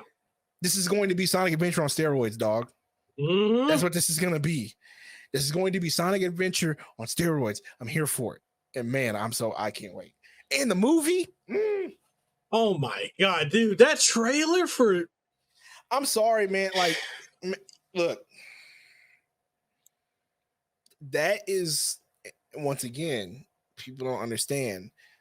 Us growing up with video game movies has been the worst experience of our lives. Super Mario, the movie, awful. Mortal Kombat, what else can I name? Resident Evil, Garbo. All of them. Street Fighter, awful. Like, go down the list of game adaptations that were movies, and they're not good. This was literally the first one ever in our life that was an actually good. And here's the crazy part. Like, they didn't really stay true to the game story. You know what I mean? Like, they put their own spin on it, but they still managed to like capture that Sonic feel to it. Like, and I don't understand how they did it, because like nothing they did in the movie, like the place that they were in was called the Green Hill, but it wasn't the Green Hill zone. You know what I mean? But like, he was in a town called Green Hill. I thought that was hilarious, but like they still managed to capture like that Sonic, and maybe part of it is because like we never, like, growing up, we never did get to like see Sonic in a light like that. You know what I mean? So maybe we're just not jaded. Like, when like that Halo, when they showed the Halo trailer for Paramount Plus, boo, by the way, on Paramount Plus, that was an L. But I mean, putting on Paramount Plus was an L, but they showed that. But you know, we already knew what to expect because we've got to see Master Chief in 3D and all these games in the history. Like with Sonic 2, we never did get to witness that with Sonic. So that's probably why it's so good, man, because it looked good. I'm not gonna lie, and I'm gonna watch it and enjoy it. Because the first one, I was skeptical, and my buddy went and saw it, and he was like, "Bro, it's good. Like, it's good." He didn't say it was great. He said, "Bro, it's just good. It's just a solid movie. Go watch it." Watching my family, I was like, "Yo, this is a solid movie." Like, so hopefully they kill it with the next one. I'm ready. Yeah. Hopefully they kill it. Yo, Idris Elba as Knuckles. I didn't think I was gonna like it as much as I did. And then he spoke, and you're like, all right, I'm with it. Yeah, I'm with it. Same thing. Because you think about it, like I was explaining to Lehua, I'm like, the second movie is kind of Sonic 3 and Knuckles, technically, because when they introduce Knuckles, him and Sonic were rivals because of some bullshit from Robotnik, and it looked like that's what they're doing, right? It looks like this is exactly what they're doing, and it's like, so the first one was Sonic the Hedgehog, like the first one, and then it's almost like they're taking 2 and 3, and like you said, Sonic and Knuckles, and just putting it in a movie together. Hopefully they don't screw it up, because at the way they left it at the end, where they just, which by the way, was awesome with the first movie. Whenever you watch it at the end of the was it at the end of the credits, or was that some part of the movie where Tails just comes out and you're like, oh, we're That's doing post this. credits. We're doing this. I was like, we're doing this. Okay, so Tails is. So I was like, all right, so it's gonna be a part 2, and then they finally announced it, and so we knew Tails was gonna be there. But then when they announced Idris Elba's Knuckles, I was like, all right, cool. Like, I'm not gonna like I guess I'm with it. Like, black actor, gotta support him, right? Like, okay, cool. We got one of us in there. And then when I heard him speak, I was like, oh, okay. I like this. I like this. I like this. And like I always pictured Knuckles having a deep voice for whatever reason when I was imagining as a kid. So I guess it worked out for me. But that was really dope. And I like the part where he was like, why do you think that I want your power or whatever he said, like just straight shit talking, like, what makes you think I want what you got? And bodies him. I was like, yeah, body him, Knuckles. That's right. Get his ass, man. That's where I was. So I'm pumped. Yeah, I'm all for it. And it's like that's what it just frustrates me when you see all these other video game adaptations like Monster Hunter. Bro, I didn't watch it. I didn't watch it. Because I had a feeling, bro. Like, I just felt like, especially whenever they decided to make it like, we got warped to a different dimension. All right, I'm out. Sorry. Gone. See ya. And then you can't just put a Rathalos in there, expect me to be cool with it. Like, that's just not how that's gonna work. But man, all these movies, they really just be screwing up. Speaking of adaptations, Cowboy Bebop got canceled, dog. And I'm gonna be real with you. Did you enjoy it?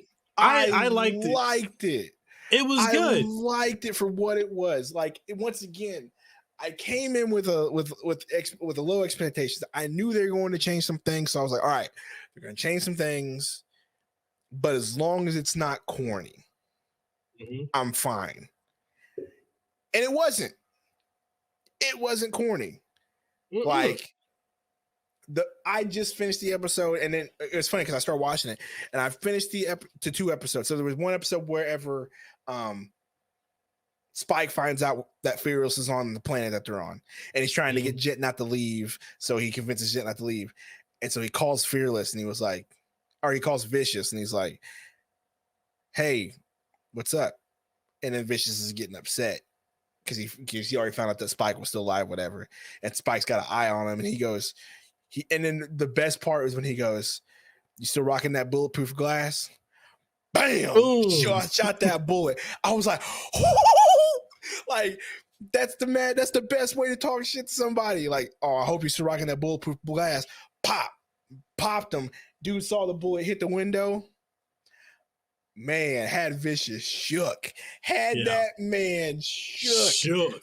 And then I watched, and then I was like, yo, that was when I bought in. That moment is when I bought in. I was like, okay, they're doing, like, they may be doing things a little bit different, but they're doing it in an entertaining way that I can buy into. And then I watched the next episode. I was like, all right, I'll watch the rest of this tomorrow. And then yesterday they announced that it was canceled. So now I don't feel like getting invested. And I'm real upset. That show lasted 3 weeks. 10 episodes. And here's the deal, man. Once again, this comes down to the gaming, and it's not really gaming community, but but it's the same. It's in the same realm, right? Of entitled gamers and anime and nerds who think that they deserve everything the way they want it. And because I think it had a 46% approval rating on there, like when you went there, and you and I promise you, the majority of those votes were just people who saw that it was there, downvoted it, and that was it. And that's literally, they said that's what caused it to get canceled, was like just the amount of negativity. Like, And I was in a forum, people are like, that's why you don't touch a masterpiece. But I'm like, bro, if we have this attitude amongst us as gamers and anime or nerds in general, like how are we gonna get new stuff? Like, how are we gonna get new stuff, new ideas? Like, how are we going to be able to evolve as gamers and community? There's a reason why right now we're getting a lot of first person shooters and not a whole lot of like, bro, if you go look at the Game Awards, how many of those games were shooters in those world premieres? How many of them were saying shooters? it to Leihua. Like, there's just a lot of shooters. Generic looking ones. Yes, generic looking zombie shooter, space shooter. We're shooting, shoot. Like, you know why we're getting those, right? It's because that's all you want. And you complain about something different. So the moment we complain about something different, or we complain about something that we don't get, innovation, creativity stops because they got to go where the money goes. And that's it frustrates me. It killed Cowboy Bebop, and we talk, like I said, it was a good show. I promise you it's about to kill Halo because something's about to go wrong in the Halo show, and they're gonna vote that down, and that's gonna get canceled, even though it should be dope, you know.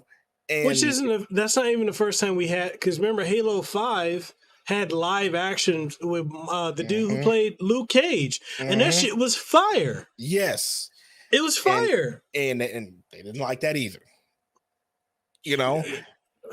So it's just, man, we got to stop. We got to let these people create and just accept it for what it is. It's how we're going to get new stuff. It's how we've always gotten new stuff. It's just, it blows my mind. And so, like I said, there's a reason why all those games were shooters at the world premiere. It's the reason why you're going to continue to get them. I don't think if I have to go back, we didn't get a whole lot of RPGs.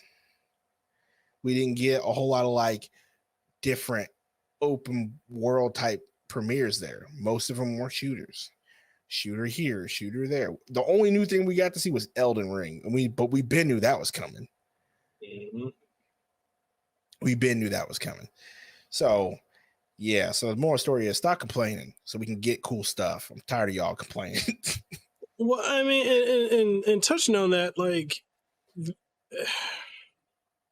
know, when people say they want something new, oh, we want a new experience, I'm tired of this, I'm tired of that. When they come out with games that are really good, like Astral Chain, for example, but y'all didn't buy it.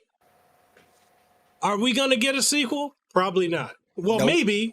maybe, because remember Bayonetta 3 trailer had a teaser in there. Yeah, maybe. But you know, it's like, more likely it's going to be some sort of crossover for Bayonetta. That's all it's going to be. And as a matter of fact, if you noticed in that Bayonetta trailer, that combat looked an awful lot like Astral Chain.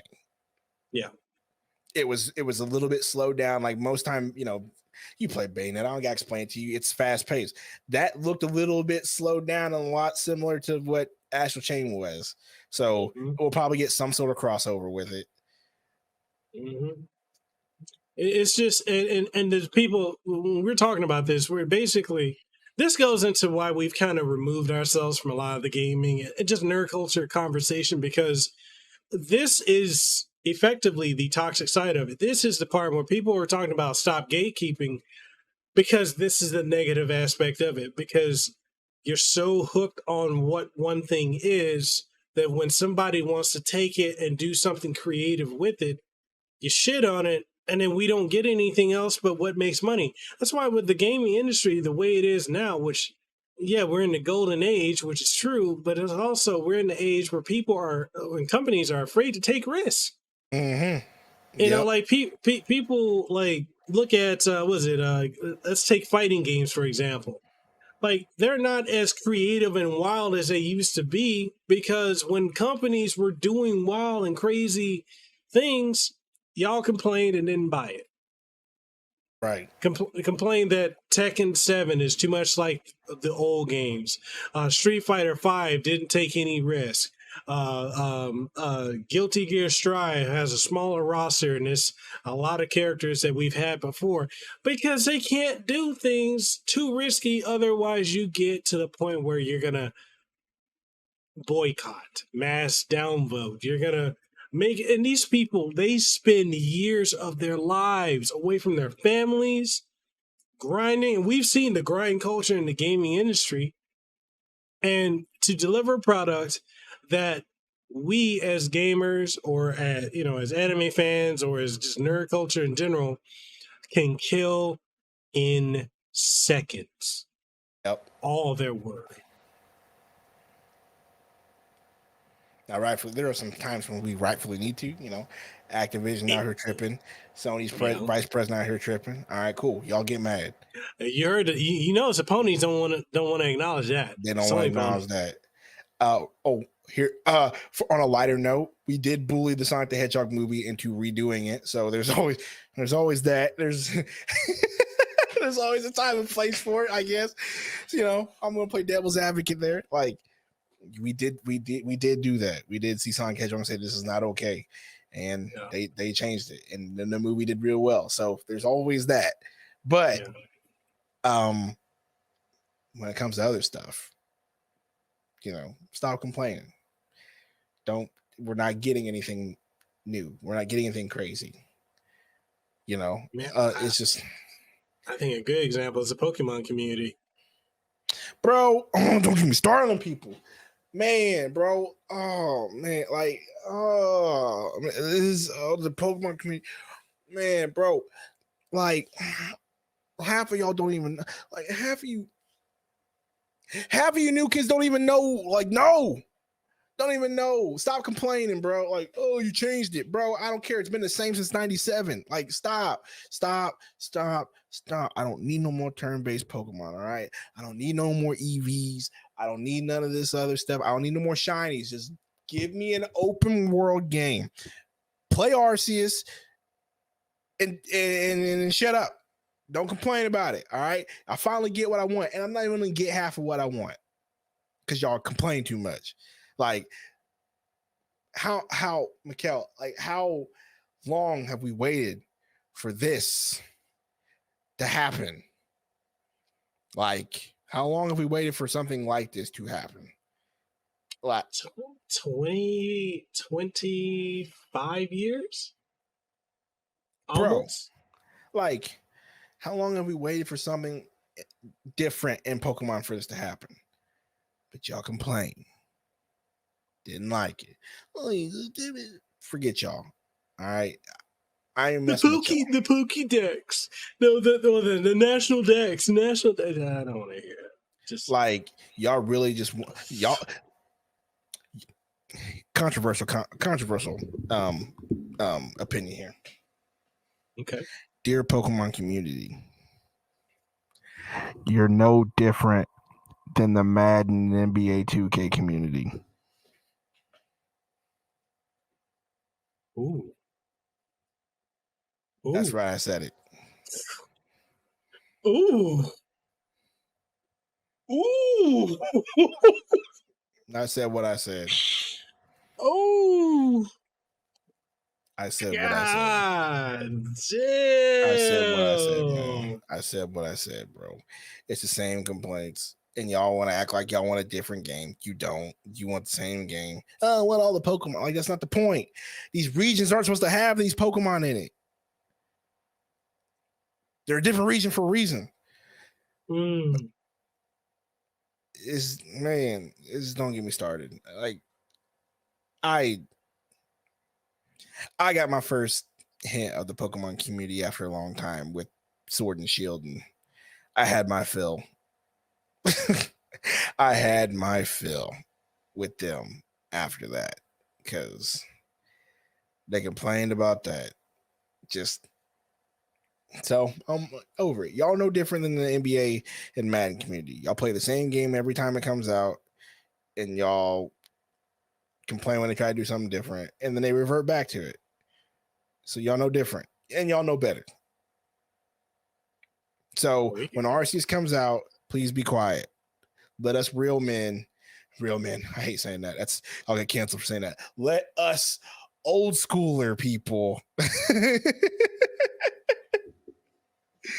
play Arceus the way we wanted to, because we've been waiting for this for forever. Leave me alone. Don't complain and don't review bomb anything. Leave it alone. It's gonna be dope. Dude, they're just as bad as, man. Let me say something about the Smash community. Let me say something. Let me say something. I mean, what are you gonna say? Like, what more can you say about them?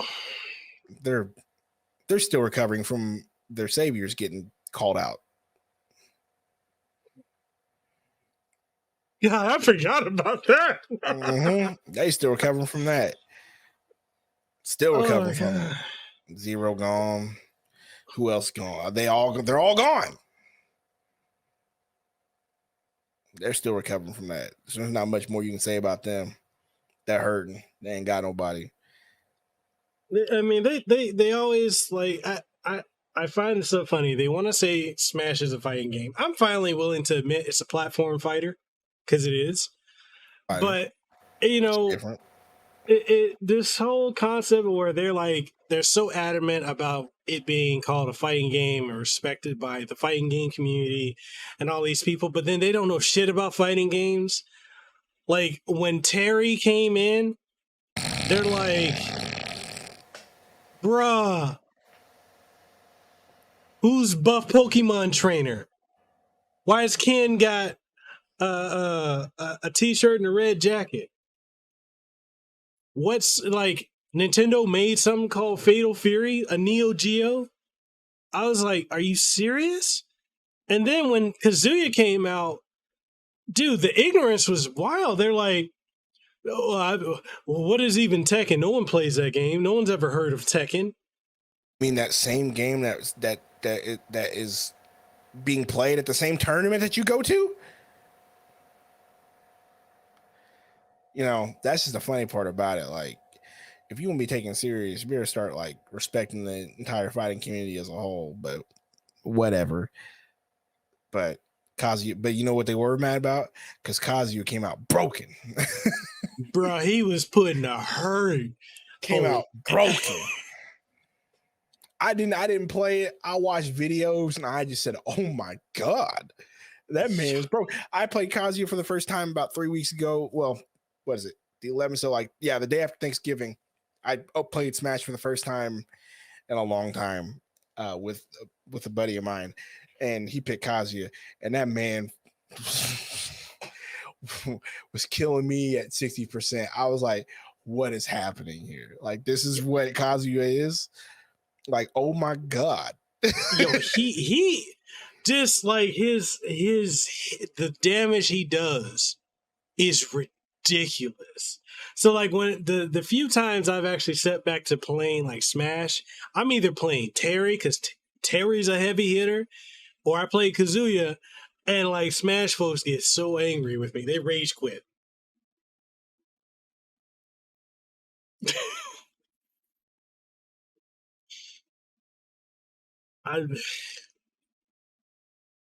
All fun and games when you do your little tricks, but when somebody can actually put the piece together, a real combo, it's over for you. That's the thing about those fighter characters in Smash. Like, yeah, they may not be able to get you off the stage, but they'll get you at 100% real quick. If you like real quick, if you don't watch out. I mean, that's what a fighter's about. Dude, I was laughing my ass off with it. There was a meme going around like how to scare a Smash player. It's showing the Street Fighter and Tekken inputs. It was so funny. All the people mad about that. And yeah, man, I don't know. That like I said, I'm glad I stopped because, man, Smash, man, consumed a lot of my time for no reason. And listening to him talk, you got to do this neutral, fair. Like, I'm so nah, bro. I'm good. I'm good on all fighters too. If I'm being real with you, like, just I mean, like this generation now, like so I've been getting some flack for like saying about the FGC that they're not as hardcore as they say they are, because a lot of the people playing now only jumped into playing fighting games with Street Fighter 4, because let's be honest, Street Fighter 4 is what brought fighting games back to the forefront since Street Fighter 2. So we had Street Fighter 4. They jumped on Street Fighter though. Huh? Street Fighter 4 was that game though. Like It was. It was. It was multiplat. It was a big It was a big deal. It was a huge deal. You had that, people jumping on Tekken 6 and 7, Tag Tournament 2. You had Soul Calibur 4, and we don't talk about 5, but, we had that. Like, that was a time when a lot of these young cats, who are the figures in the FGC now, got on. But when you talk to them, like, this is so funny. A lot of the ones I've interviewed, which is why I stopped interviewing FGC people, because if I talk about anything from our era, like when we lived through Street Fighter, we were there when it first came out. Every iteration, every other month that they had for Street Fighter 2, every other month, Fatal Fury, Art of Fight. We were there when there was like you went to the arcades. Yeah, a lot of these cats now can't talk about that because they didn't live through that. So it's like it's just this, it goes back to this, and maybe this is called ageism, but it's like I'm finding it harder and harder nowadays to talk to people about gaming, because when I talk to people, they either started with the Wii 360 era or they started with the Xbox One era. They don't really know anything beyond that, or not beyond that, prior to that. And it's just, it's like, unless I'm talking to you or Avedon or like somebody else, it feels like, and I think I said it on a tweet yesterday, I feel like gaming, in many ways, the direction is going ain't for me. Like this Fortnite generation, no, that never would have flown back in the day. No, I'm the same way. I don't get it. I see it with my kids too. It's crazy because my kids growing up, they're playing those games. They're playing Fortnite, Among Us, all those games. And I'm just like, man, it's so much different than when we were growing up. It's great that they're playing games, like I love it, but man, it's just my kids are gonna know nothing but Fortnite, Among Us, online gaming. None of them are really gonna play a single player experience. Like that's kind of the thing. Like I know it's not like a real thing yet, but I saw somebody was saying like, yo, the single player is dead. It's not dead because they're still playing gamers that play those games, but We're getting phased out. But the sentiment behind it was this, that it's much easier, like you said, and much cost effective to make an online game like Fortnite that is going to be around forever and monetize it for 10 plus years than to make a single player experience and put the cinematic, all this crazy stuff into it one time for a one-time purchase. Like gamers just don't do that. And it kind of saddens me because like I try to get my kids, and of course they're young though. I can't like be like, yo, come play Final Fantasy 7 with me. Like that's not gonna happen. They're, my oldest is 9, I think. 9. like my oldest is 9. So like he's not really in the mindset to really experience like these single player games like that. And same with my middle son. He loves Among Us, but he does love Pokemon. So he's got that going for him. And my daughter just tags along with the both of them. So she doesn't really know, but that's how the younger generation's growing up. It kind of makes me concerned for single player games, man, because that was our bread and butter when we were their age. Like the first multiplayer game that me and you probably ever played was GoldenEye. Yeah. And that was still local. Like you still had to have friends come over with multiple controllers and play it. The first probably online multiplayer experience that I had was Halo 2. And by that time, I was 2004, so I was a freshman in high school. For me, playing games online was secondary to playing the single player game. It wasn't the opposite. Now it's you play the online multiplayer. That's the experience, and then these single player games are secondary. Yeah. I just find that concerning. I know you sound like old people talking about it, but I do find it concerning because, we're not going to get those cool experiences anymore. Like you just saw the Game Awards. You saw that trailer for Hell. That wasn't even a trailer. You saw what Hellblade looked like. Like that looked dope. That looked phenomenal. But like, think about that as we get older and we die, we phased out. Like, and the young generation keeps coming up, and all they want to do is play gimme the endorphins in their brains with that generation, with the TikTok generation, all that stuff. Gimme now. Among Us, we play a game for real quick, play another one, Fortnite, same thing. Like, that's gonna get phased out. Mm-hmm.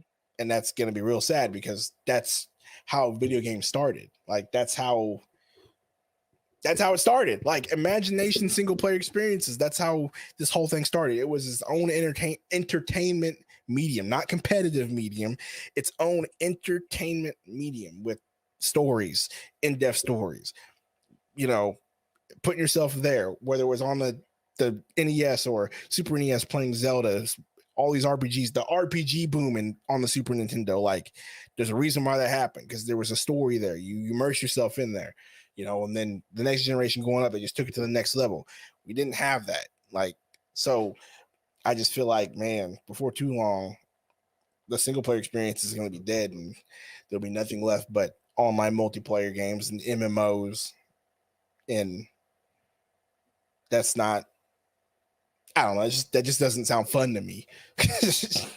Doesn't sound fun to me at all.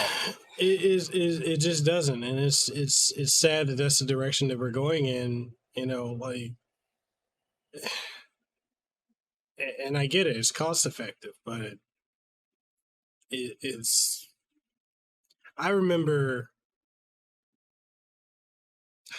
God, playing Final Fantasy VII in '97 for the first time. And how the experiences blew me away. Playing Final Fantasy VIII, playing Final Fantasy IX, Legend of Dragoon, Chrono Trigger, Chrono Cross. Like, like these games that every game was so it played so radically different from one another, but the worlds, the lore, the imagination, everything just drew you into it. Like, the closest thing we've had to that in recent, and it's not even that recent anymore because that's more, it's damn near about to be 2 decades old, was Mass Effect, man. The Mass Effect trilogy was the last time I personally got that deeply invested. Same, bro. We just don't get that anymore. I'm just trying to think, like, who really has it? Maybe Sony with their experiences. But then again, there's nothing you really like you said, get invested in. Last of Us, Ellie, like, that might be the last big one that people, like, as a fandom, like, people really did get invested into Ellie and her story for The Last of Us 1 and 2. That was a big one. I'm trying to think of what other games did Sony put out. Death Stranding, did you really get invested into that one? No. You know what I mean? Days Gone, definitely didn't. God of War, maybe. Ghost of Tsushima. Ghost of Tsushima. Now, if they put out another one, I might get invested, but the character wasn't. Jin wasn't. Jin wasn't really. The game was fun, but Jin as a character wasn't like, and like there's no relationship in that building in that game like there was with The Last of Us. Like, The Last of Us, I could see why people were so invested in Ellie and Joel. Like, I could see why, and then no spoilers for Last of Us 2, but y'all know what happens and all that stuff. And I can see why that was such a big deal. Just like in Mass Effect, like, when you got to make a choice or not make a choice. What color do you want? Yeah, or who do you have to save in Mass Effect? These major choices. I remember the first time Mass Effect when I thought I had to kill Legion and they just pulled the okie doke in 3. Haha, just kidding. You don't have to kill Legion. You don't have to. When it was like, what was the choice? Yeah, they did a false choice where you had to pick between Legion or Tally, and I was like, what the fuck? Like, why do I got to do that? And like, it was like, haha, just kidding, false choice. You don't have to pick between either one or the other. We're just kidding. But like, when I first played it, I was sweating bullets. Like, I got to make that decision. Why? Because I was invested through all three games, invested in each of these characters, and you don't really get that. Not like, I guess you could say Halo, maybe, but they kind of screwed the pooch on that one. Yeah. So you don't really invest in Master Chief as I used to be, or Cortana because she's gone. So nobody really gets invested in that. I'm trying to think of what else. Persona. Now that's a fandom that does get invested in those games. Persona does a really good job at it. So see, I have opinions about the Persona fandom. Oh no, I got some opinions. No, and this is coming from someone who is a Mega 10 fan, which means I love all of it. Persona, Shin Megami Tensei, Devil Survivor, the Raito Kuzunoha games, because technically they're all connected. Even Catherine, they're all connected. Right. Like, as you play SMT5, you're gonna see how it's all connected because it's. But okay, I understand a lot of folks jumped on Persona at Persona 4, Golden, probably more likely Persona 5. I'm the 5 guilty. I'm guilty at jumping on the 5. No, but that's fine. That's fine. But it's like this, a lot of the really like hardcore group that like anything before 5 and 4, maybe 3, didn't exist. So like when people were like, oh, Persona 5 is, oh man, that's like the greatest story ever, blah, blah, blah. I enjoyed it. It was good. 4 was good. 4 was good. But if you want the best Persona is 2, the 2 duology, hands down. Because the way you're talking about, you got invested in like the characters in Mass Effect, that was Persona 2.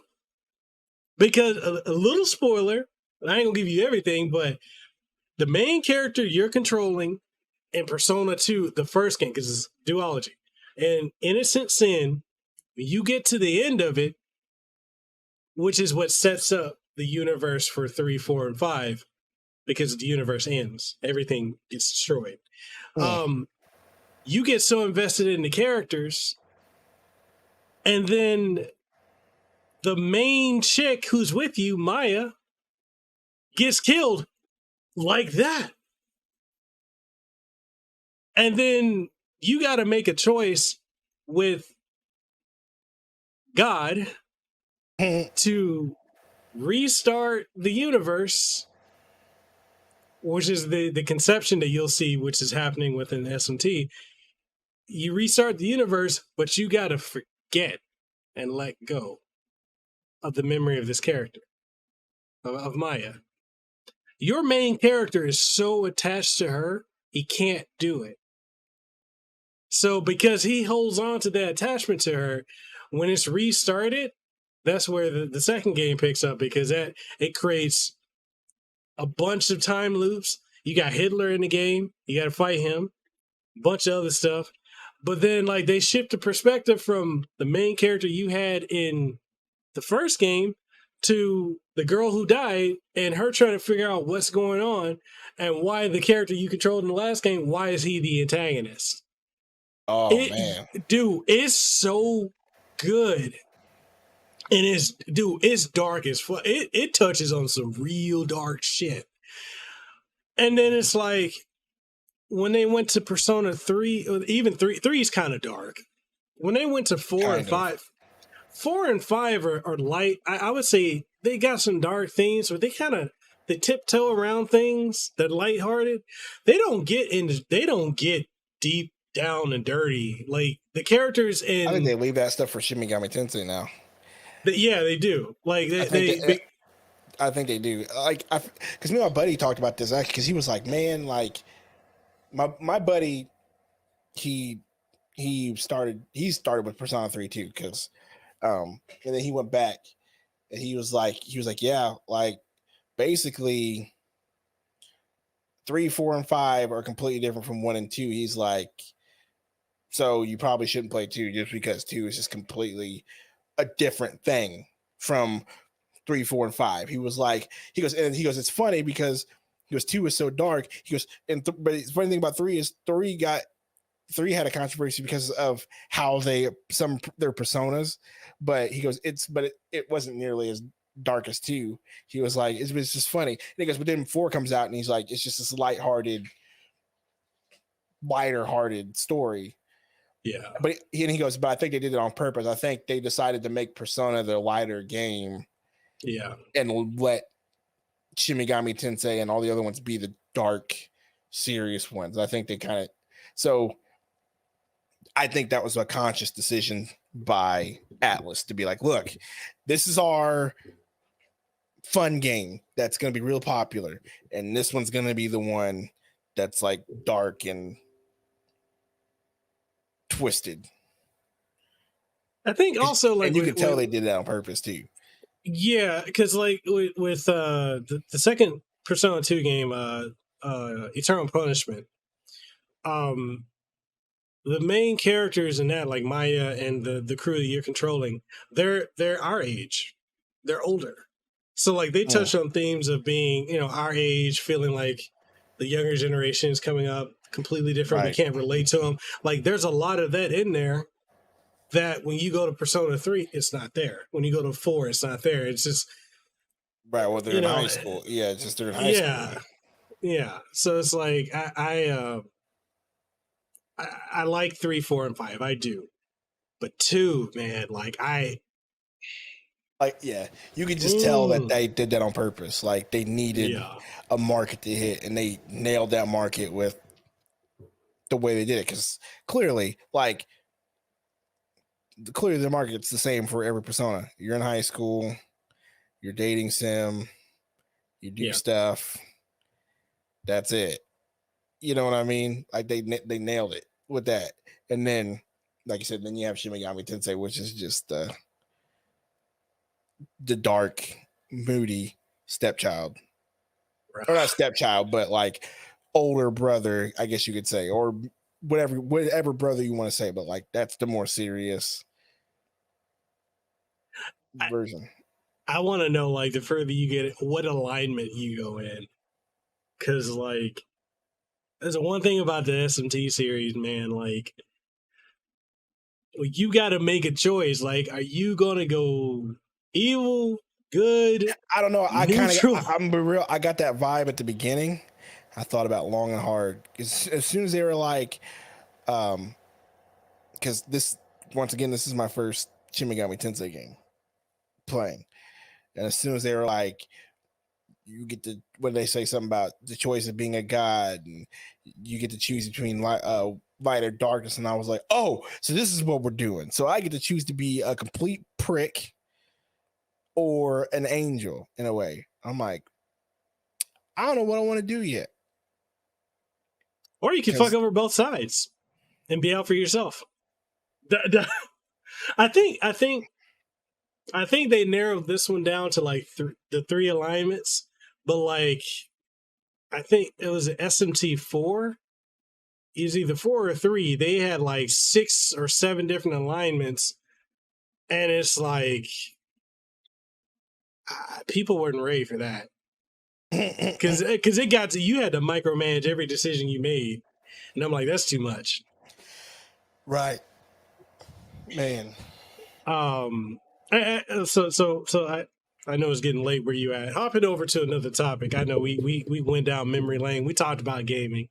Man, but hey, I love it's Uh, gaming. It's a gaming podcast. Whatever. True. Okay, so let's talk about, if you're willing, like the whole state of social media, and in the sense of how we both kind of just step back and I guess kind of stay in our own lane, I guess you could Definitely, say, because it's definitely. like it's trying to figure out how to put this because it's like you can't make anyone happy on the internet. That is, uh, Right. and it's like, especially in the creator space, people take things the wrong way. You unfollow someone, you follow somebody else, someone finds out you're following someone, you're doing this, you posted this at this time, you're covering this. It is it's like walking through a minefield. Yeah. So hard to navigate. Hard to navigate with the. It's just everything's so tribalistic Yeah. on social media. You know what I mean? Mhm. Especially Twitter. Twitter can really be tribalistic and you could have it could just become like an echo chamber for certain points. But man, like my thing with social media is I treat it as a tool Mhm. to reach out to who I need to reach out to, um, share who I need to share what I need to share. Um, and that's it now. I used to really be on there all the time, talking to people, looking up people, seeing who people followed, stuff. I used to be all into that. Um, just because like you felt like that's part of like, like you said in the last podcast we did, like be social because it's called social media. That's how be social. And that's how you get your name out. Blah blah blah. That's how That's how you use. That's how you spread the word about the content you're sharing and meet new people for whatever in your community. Fine, whatever. That's how you're supposed to do it. But nowadays, for me,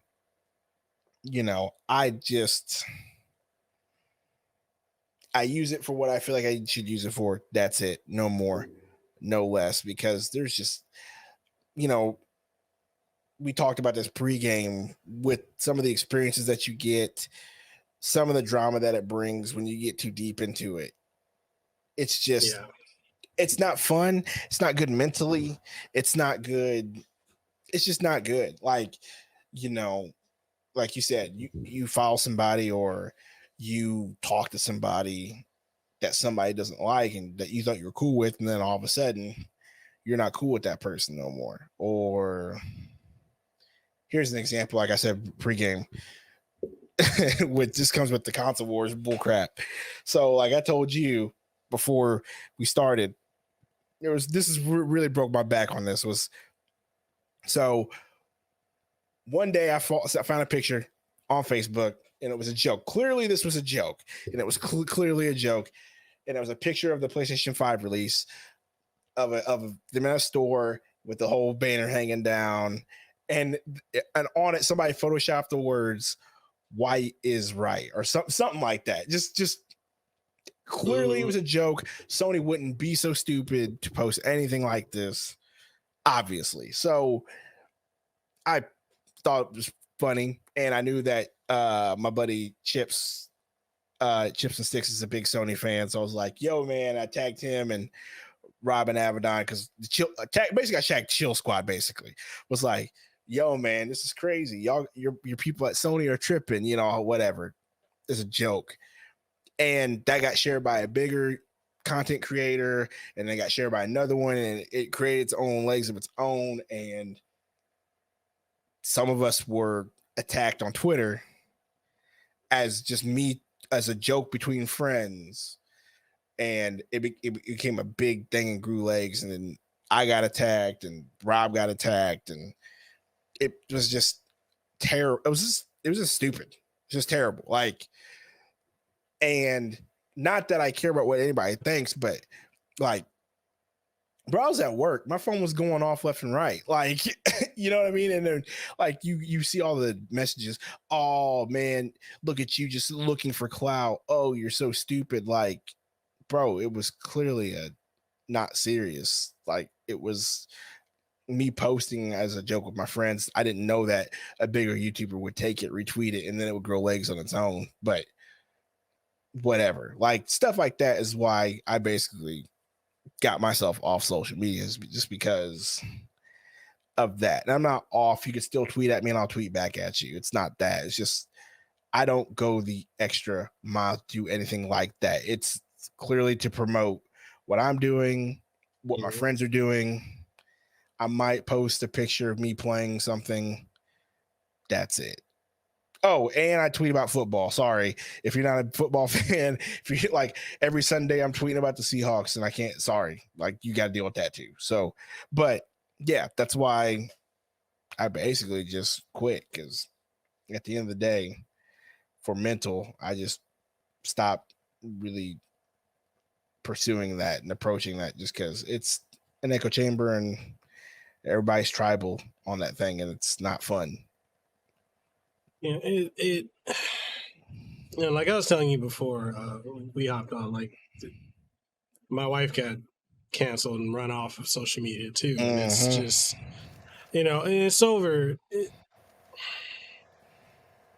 People really treat social media like, or Twitter, Reddit, they treat this like real life, and it's not. It's an aspect, because I think about it like this, man. Like, when you're not plugged into social media, which a lot more people are not tuned into everything that happens in that moment. And it's like the level of tranquility that people who aren't plugged, I guess you could say plugged into the matrix, that they have versus us we see dumb shit every day on Twitter. I don't see as much on Facebook, mainly because I guess Facebook is more curated to people you know. Right. But yeah, going on Twitter, man, I see some of the just most asinine, stupidest shit. And it just, you know, like I had my situation last year, and I'll share with the audience, where, you know, we had all the travesties that was going on, like the George Floyd thing, the Breonna Taylor. That's what happened to them was a travesty. It was. Right. But, you know, and you know, yeah, I agree with the sentiment of elevating Black voices, because a lot of these industries, and I'm tying it all together, but a lot of these industries, we're not represented, and we should be. We're some of the largest consumers for a lot of this stuff. Yeah. We're some of the biggest advocates for it. Yep. You know, and so when all that stuff was going on last year, and then you had creators, you had companies talking about uplift Black voices, and then you had certain Black creators giving a lot of opportunities, and then turning around and saying, oh, we're not giving opportunities, we're not giving this, we're not getting that, and then they're getting more opportunities. Oh, we need to uplift other Black voices, and then it only is people in their circle, not anyone else. I vocalize, and that's probably my fault, because, I mean, you know me from back in the day, I was clapping back at anyone. I didn't care. Right. I didn't speak on it from a place of envy or clout chasing, as some people have said. I just saw hypocrisy, because to me, if you're going to be fair across the board. If you're going to do something, if you're saying you're going to uplift Black voices or people of color voices or marginalized group voices, do it for the collective, not just certain people. I've seen people get verified on Twitter, go from making almost nothing to partnered on Twitch, making all this type of money. I've seen so much of it, and a lot of people that you'll see, and I won't name names because I don't need. We know, people know when you see, but a lot of them you see that are propped up. You'll see a lot of the same faces propped up. Some, not all, but majority only help those in their group. True. And they'll be the first ones to talk about, we need representation. No, they want representation for themselves and for their circle, not everyone else. And it's just that's one of the sad realities of it. It's like every time I see people trying to rally about causes on Twitter, I don't take the shit personally, and it's not me trying to be insensitive to things that are going on, but people rah on Twitter about a lot of shit, and there's no action to back it up because it's easy to where my keyboard is at. Dude, I can't pick it up because it's tied down. It's easy to be a keyboard warrior, to say anything behind an avatar. And as an example, there's this gaming industry woman who's very progressive. She's very much into activism, and she wanted to. There was a point where they were talking about, the workplace harassment and stuff at the Game Awards, and she was the only person to stand up. And she's been rah on Twitter, and all these people like, yeah, I'm with you. But when she stood up and she's talking about it at the Game Awards, she was the only one to do it. None of her contemporaries are all like, yeah, I'm your ally, which is why I fucking hate the term ally. Because it's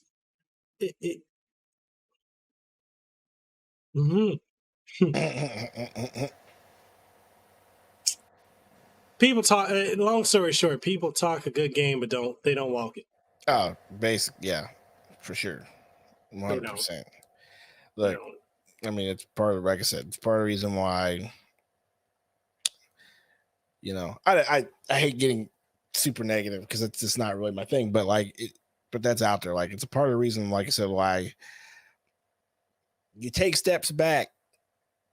You know what I mean? You take a step back, from everything. Because I'm pretty sure I know you mentioned you're gonna have Abaddon on pretty soon again, but I'm pretty sure he's gonna mention this, but I'll mention it here right now. There's a lot of, like I said, tribalism. When you take a step back from social media, when you take a step back from your community a little bit, your friend circles, you really start to find out like who really rides for you and who's got your back. And like I said, I'm sure when you talk to Abaddon, he'll mention something about this, but like I said, this past year, when I took time for me, I really took time for me. Like, I stopped being active in Discords. I stopped being active on Twitter as much. I really just stopped talking and doing there was a thing like doing hangouts and Discords and being in voice chats. Like, I just stopped,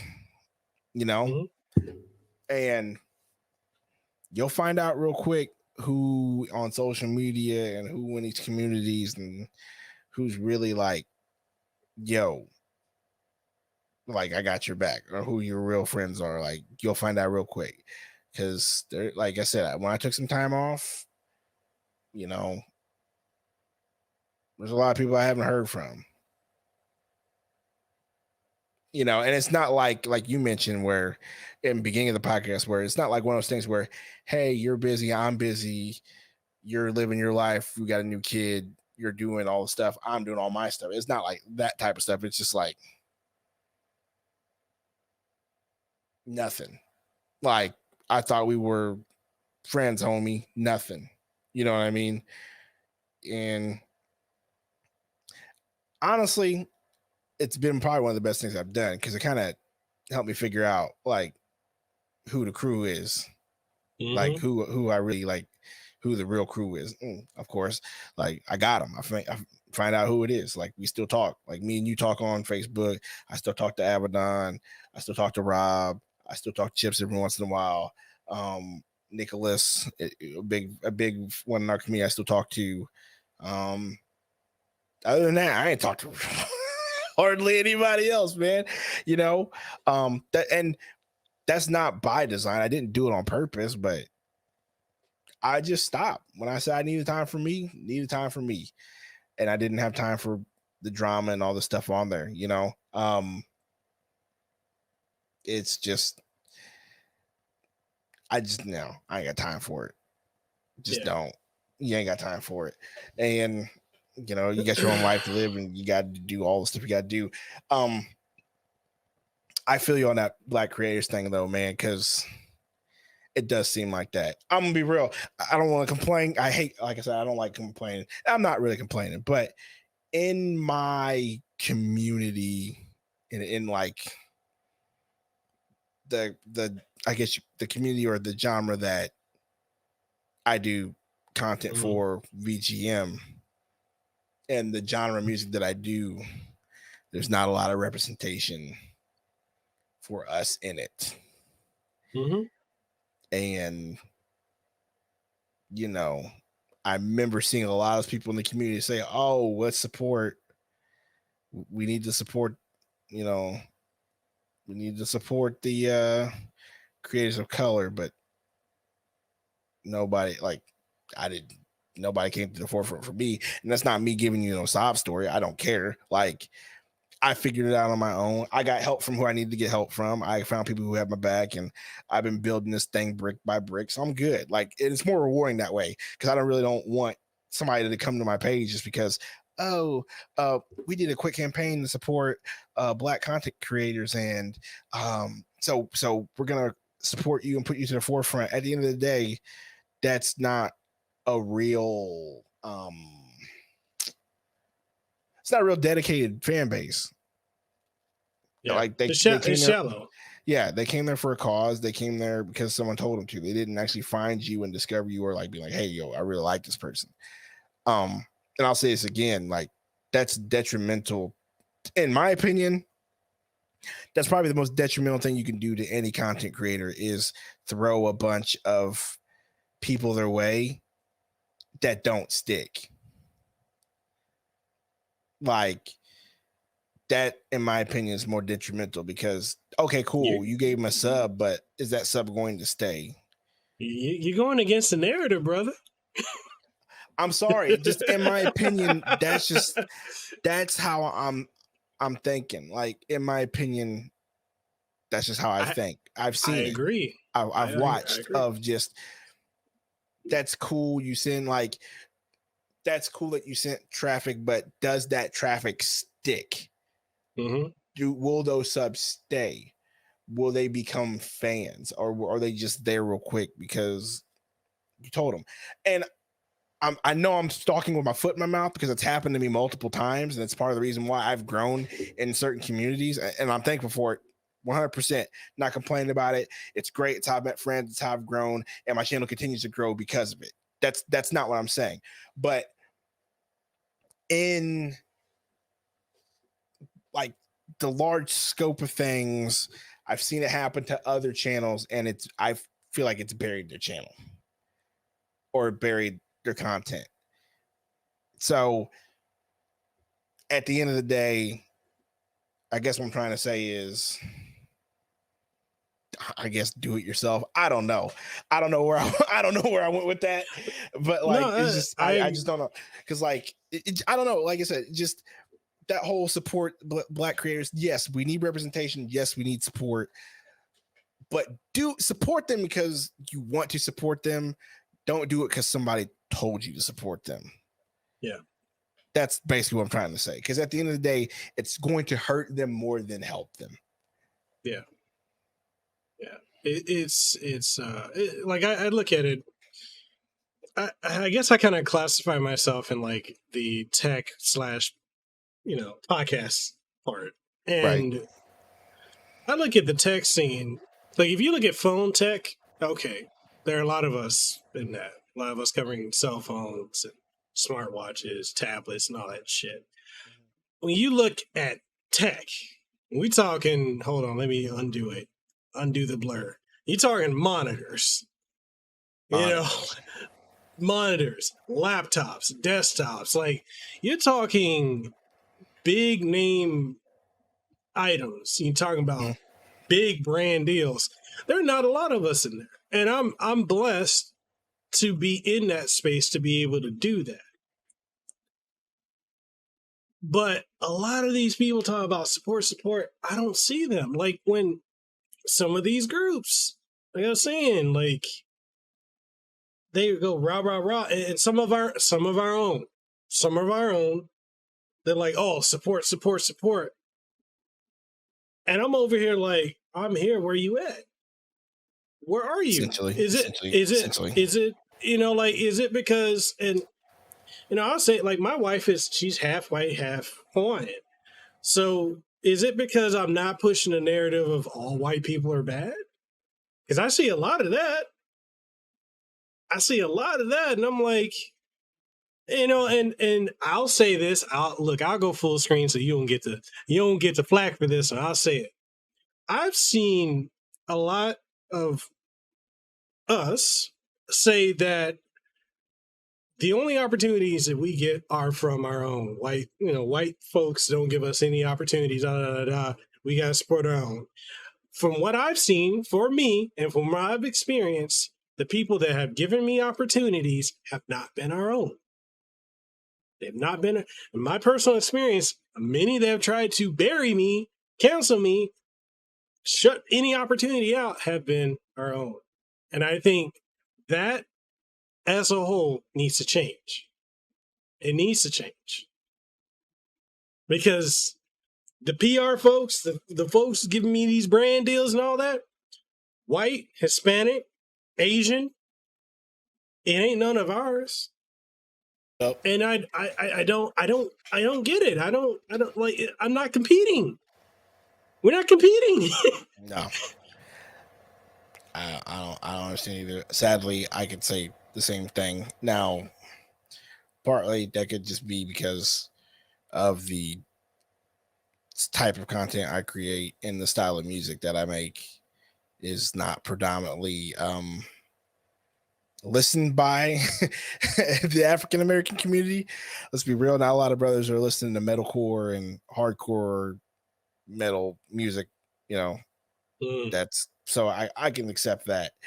And that's a challenge I'm willing to take on. Like, I like being one of the only African American people in the community, that in the VGM community. There are other ones and multiple ones, but I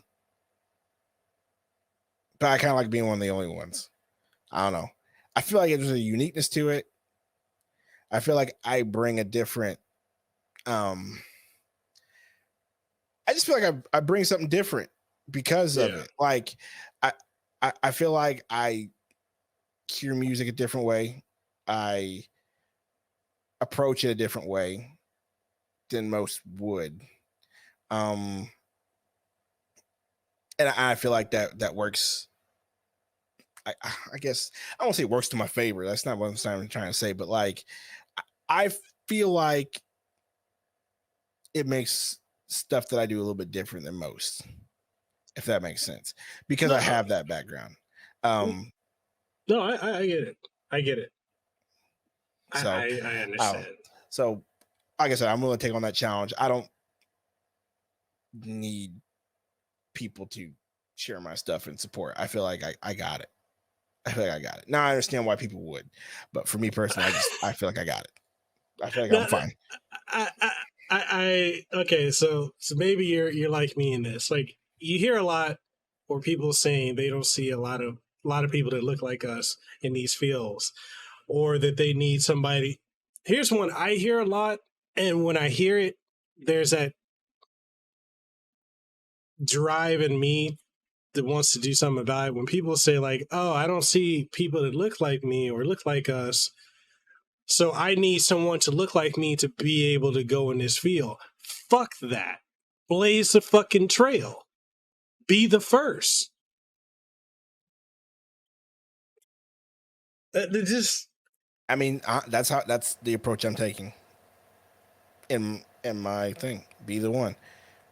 Are there any other African Americans in this thing? There's a few. Me, Trey Watson. That dude kills it. Love Trey Watson. Very similar style thinking, how we do things. He's way cooler than I am. So shout out to him. My buddy Haunter, 64.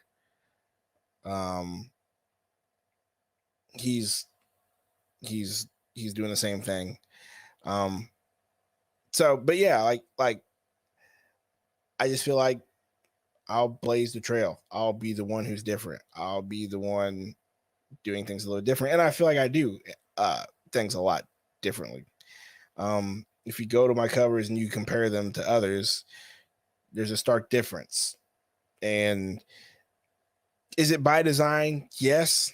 Also, no. It's not like I'm like purposely saying, oh, let me be so much different than the people. I just feel like because I have the background of being an African American and having the hip hop background, the jazz background, soul, all that stuff on top of everything else that I'm throwing in here, that helps in the frame of thinking and how I do different things. So cool. I'll blaze a trail. I'll take the challenge on. I like it. So that's just where I'm at with it. like the song says, we are not alike. Not alike. Yeah, for real. Dude, we are not the same. We're not the same. We are not alike. And I like it. Yeah. I'm cool with it. All right, man. Anything you want anything you want to touch on, or anything you want to promote or talk about before we wrap this up?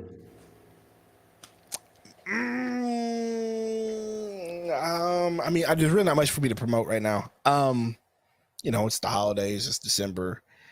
I'm trying to get some things done. I'm probably trying to work. I'm trying to work on a Christmas cover right now. I don't know if I'll get it done, but we're trying to work on it for me and my homies to do one. We do one every year so far.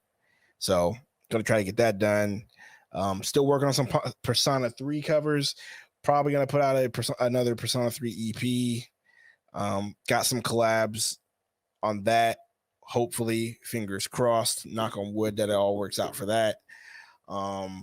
Respond to the damn DMs, folks. There you go. There you go. Appreciate that. I have some other collabs for a Xenoblade Chronicles 2 album. The thing about this Xenoblade Chronicles 2 album is that I've been talking about this thing for damn near 2 years. And I remember. It's just been one of those things where I work on it. I like what I do, but then I don't like it, so I don't put it out. I think I put out a total of 4 songs total on the channel. But there's 4 more coming. And I'm gonna work on I think maybe 1 or 2, maybe. If not, I might just say, you know what, forget about it, or just put 8 songs out, deal with it. But I have some friends coming in to help out. I'm real thankful they're coming through to help out with it. Haunter, like I said, I already mentioned him. He's coming through on one of the tracks. I think I have another person that's getting ready to do the track for Gormont. So, like I said, fingers crossed, knock on wood for that. Answer your DMs, people. All that stuff. So I got that coming out, working on that. Hopefully that'll be out. The plan is to have that out by Tuesday. It's not Tuesday. No, it's not possible. Having it out by February, Black History Month. So that's the plan there. With that, so I got some things in the works. It's just a matter of getting them done. Hopefully people answer, reach out, yada, yada, yada. Got a bunch of other songs that I have been working on. Another plan is for another lo-fi album. This one's going to be Persona 5. I already have 3 Persona 5 songs done for the lo-fi. I just haven't put them out yet. So that's the plan, is to continue to work on those. That's a labor of love. So that's not anything I'm forcing out. immediately. That's just coming out when it comes out. So been working on that. And yeah, man, just been taking care of me, man. Just been doing me. Like I said, man, 2021 was about me taking care of myself mentally, man, because I just wasn't there. Wasn't there, man. It wasn't there at all, and it stunk because I had some big collabs this this year. Like I said, the one with Husky, I got that one done, and I appreciate them for including me. But that one for me was tough to do because, like I said, I wasn't there mentally. But I knew what it meant for them, and I knew what it meant for the Final Fantasy 14 community. So I did it. So appreciate y'all, and I'm glad y'all enjoyed it. That was real encouraging for me because as a creator, you don't understand how encouraging it is that when you're not there mentally, to know that people still like rock with what you're doing. That's a big help. So thanks to everybody out there for that. And yeah, man, I don't know if there's anything else to add to that. Just still grinding, trying to take care of myself.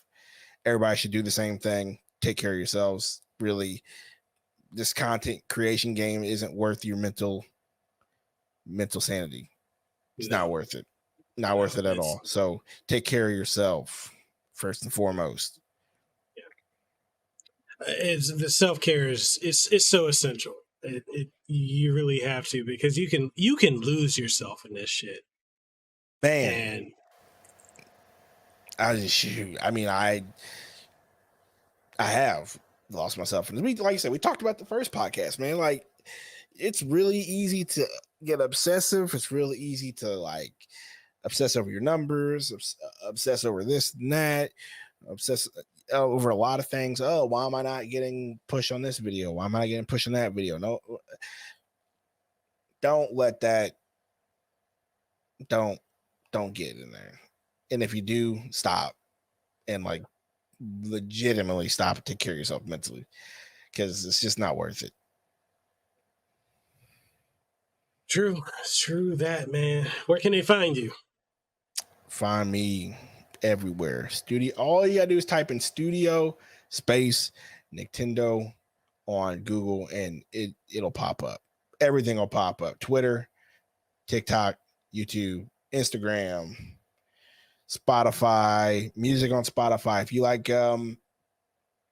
you like rock, metal, metalcore, hardcore, pop punk, lo-fi, all sorts of genres on the Spotify channel or Apple Music or anything that you stream music on. If you just type it in, it'll come up and you'll find a slew of Zelda, Persona, tons of different music for you. So go listen to that, and that'd be awesome. It's good to support.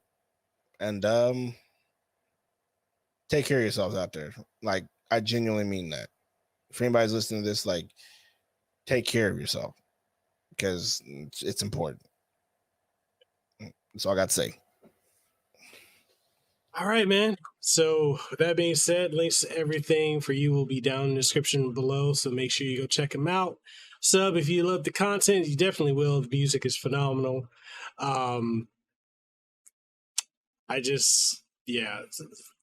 If you take away anything from this entire podcast, and we're gonna do another one. And it ain't gonna be that far away, because honestly, I want to talk about making EPs and put them on Spotify and everything like that, because that's a whole conversation there. I know we started this podcast late, people. I was stuck in traffic. Stuck in traffic. I had to get a binky. My daughter threw. She was like, "Oh, I'm gonna be Brett Favre." Brett Favre. Now that's a name I haven't heard in a long time in football. Brett Favre, man. I could have said Steve McNair.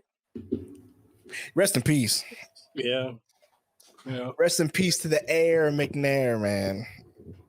What a way to go out. But that's neither here nor there. Yeah, man. Like we're gonna do this again, definitely. I appreciate you coming on the show, man. It's always good chopping up with you. I know. Right. I mean, we may not talk all the time, but when we do, I mean, we chop it up like we didn't miss a step. Right. And I appreciate that. Right. And I'm gonna say that's twice it's happened where like we plan on talking about something and then it turns into something else. One of these days we might actually have like a real business conversation, but I don't know. I feel like there's plenty of business conversations out there. If you want to really learn like the business and how to do stuff, like just Google it. I feel like a personal experience on how content creation goes is a lot more valuable than me telling you, hey, go to this website and type in your information and then you put it in and then blah, blah, blah. Like, no, like you need to know like what it actually is like. Yeah. Mentally. That'll go a lot further than if somebody would have told me like this is what it would have been like the mental part of it, I may not even started. I'm gonna be real. Yeah. But so that's what we're here for, to let y'all know this is what it's like. Yeah. Yep. And with that being said, if you want to catch this podcast, it's available on every podcasting outlet, also in video format on YouTube. I think the next time we do this, we might do a live stream podcast of it because those are fun. Those are always fun. And I like talking to people. Yeah. And also streaming, I'm going to say this, streaming on YouTube is a lot more fun than streaming on Twitch. Plus, YouTube don't take half of everything you make and then they actually push you. And YouTube's actually stepping their game up. Yep. All that being said, all the links to everything is going to be down below. Thank you guys for coming through, for listening to, again, Hawaii's #1 podcast. I know people are still trying to debate that. They're still trying to dethrone me. You know, Rick Baseman of Talking Tough podcast, I know you're trying to dethrone me. I don't care if you got WWE, TNA, Impact, AEW, old NWA wrestlers, WWF wrestlers. That's another one. I don't care. I'm calling you out because you're trying to take my spot. But here's the thing. We're not really competing because I'm not talking about the things that you're talking about. Here's the thing. People like what they like. And so far, the numbers don't lie. I know I haven't put much focus in the podcast this year, but I had a baby this year. Well, I did. I contributed to the creation and the birth and all that of this tiny human that looks a lot like me, but more like her mother, and has all of my attitude. Mm-hmm. So basically what my man's is trying to say is we are not alike. Woo!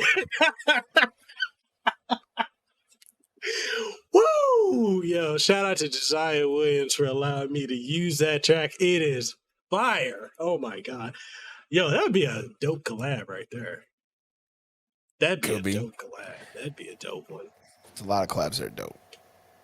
That'd be a dope one. Anyways, I'm gonna let you go ahead and get on out of here. I know it's late. You need to rest. Shit, I need to make dinner and it's 10 o'clock. I might as well just make breakfast. Anyways. Go ahead and get that skillet. Thank you for coming through, people. Thank y'all. If y'all enjoy it, let us know, and we'll catch y'all on the next one. Yo. Mahalo for your time for listening to this episode of the Casanova Podcast, #1 podcast in Hawaii. If you found this episode to be incredibly enjoyable, informative, or if there's anything you gain from it, or any insight, or anything that's good that you really, really enjoyed, make sure whatever platform you're listening to it on, or if you're watching it, leave a comment if that's available on the platform, like it, share it around with someone you think would enjoy it, and give us some feedback, because your feedback is exactly what we need to keep this show going. And if you're wondering what are some ways that you could support the show, we got various ways. We've got Patreon, we have channel memberships over on YouTube, as well as Subscribestar, Coffee, and so much more. Links for everything will be in the description of the podcast, so make sure you go check that out. And with all that being said, I hope you have an aloha rest of your day. Let them know that I'm next level. I'm a whole new kind of guy. Yeah.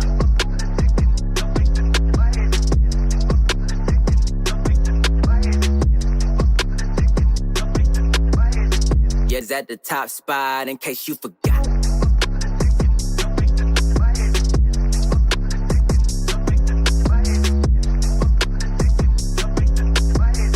We the ones that got the block hot, bullet got the shot.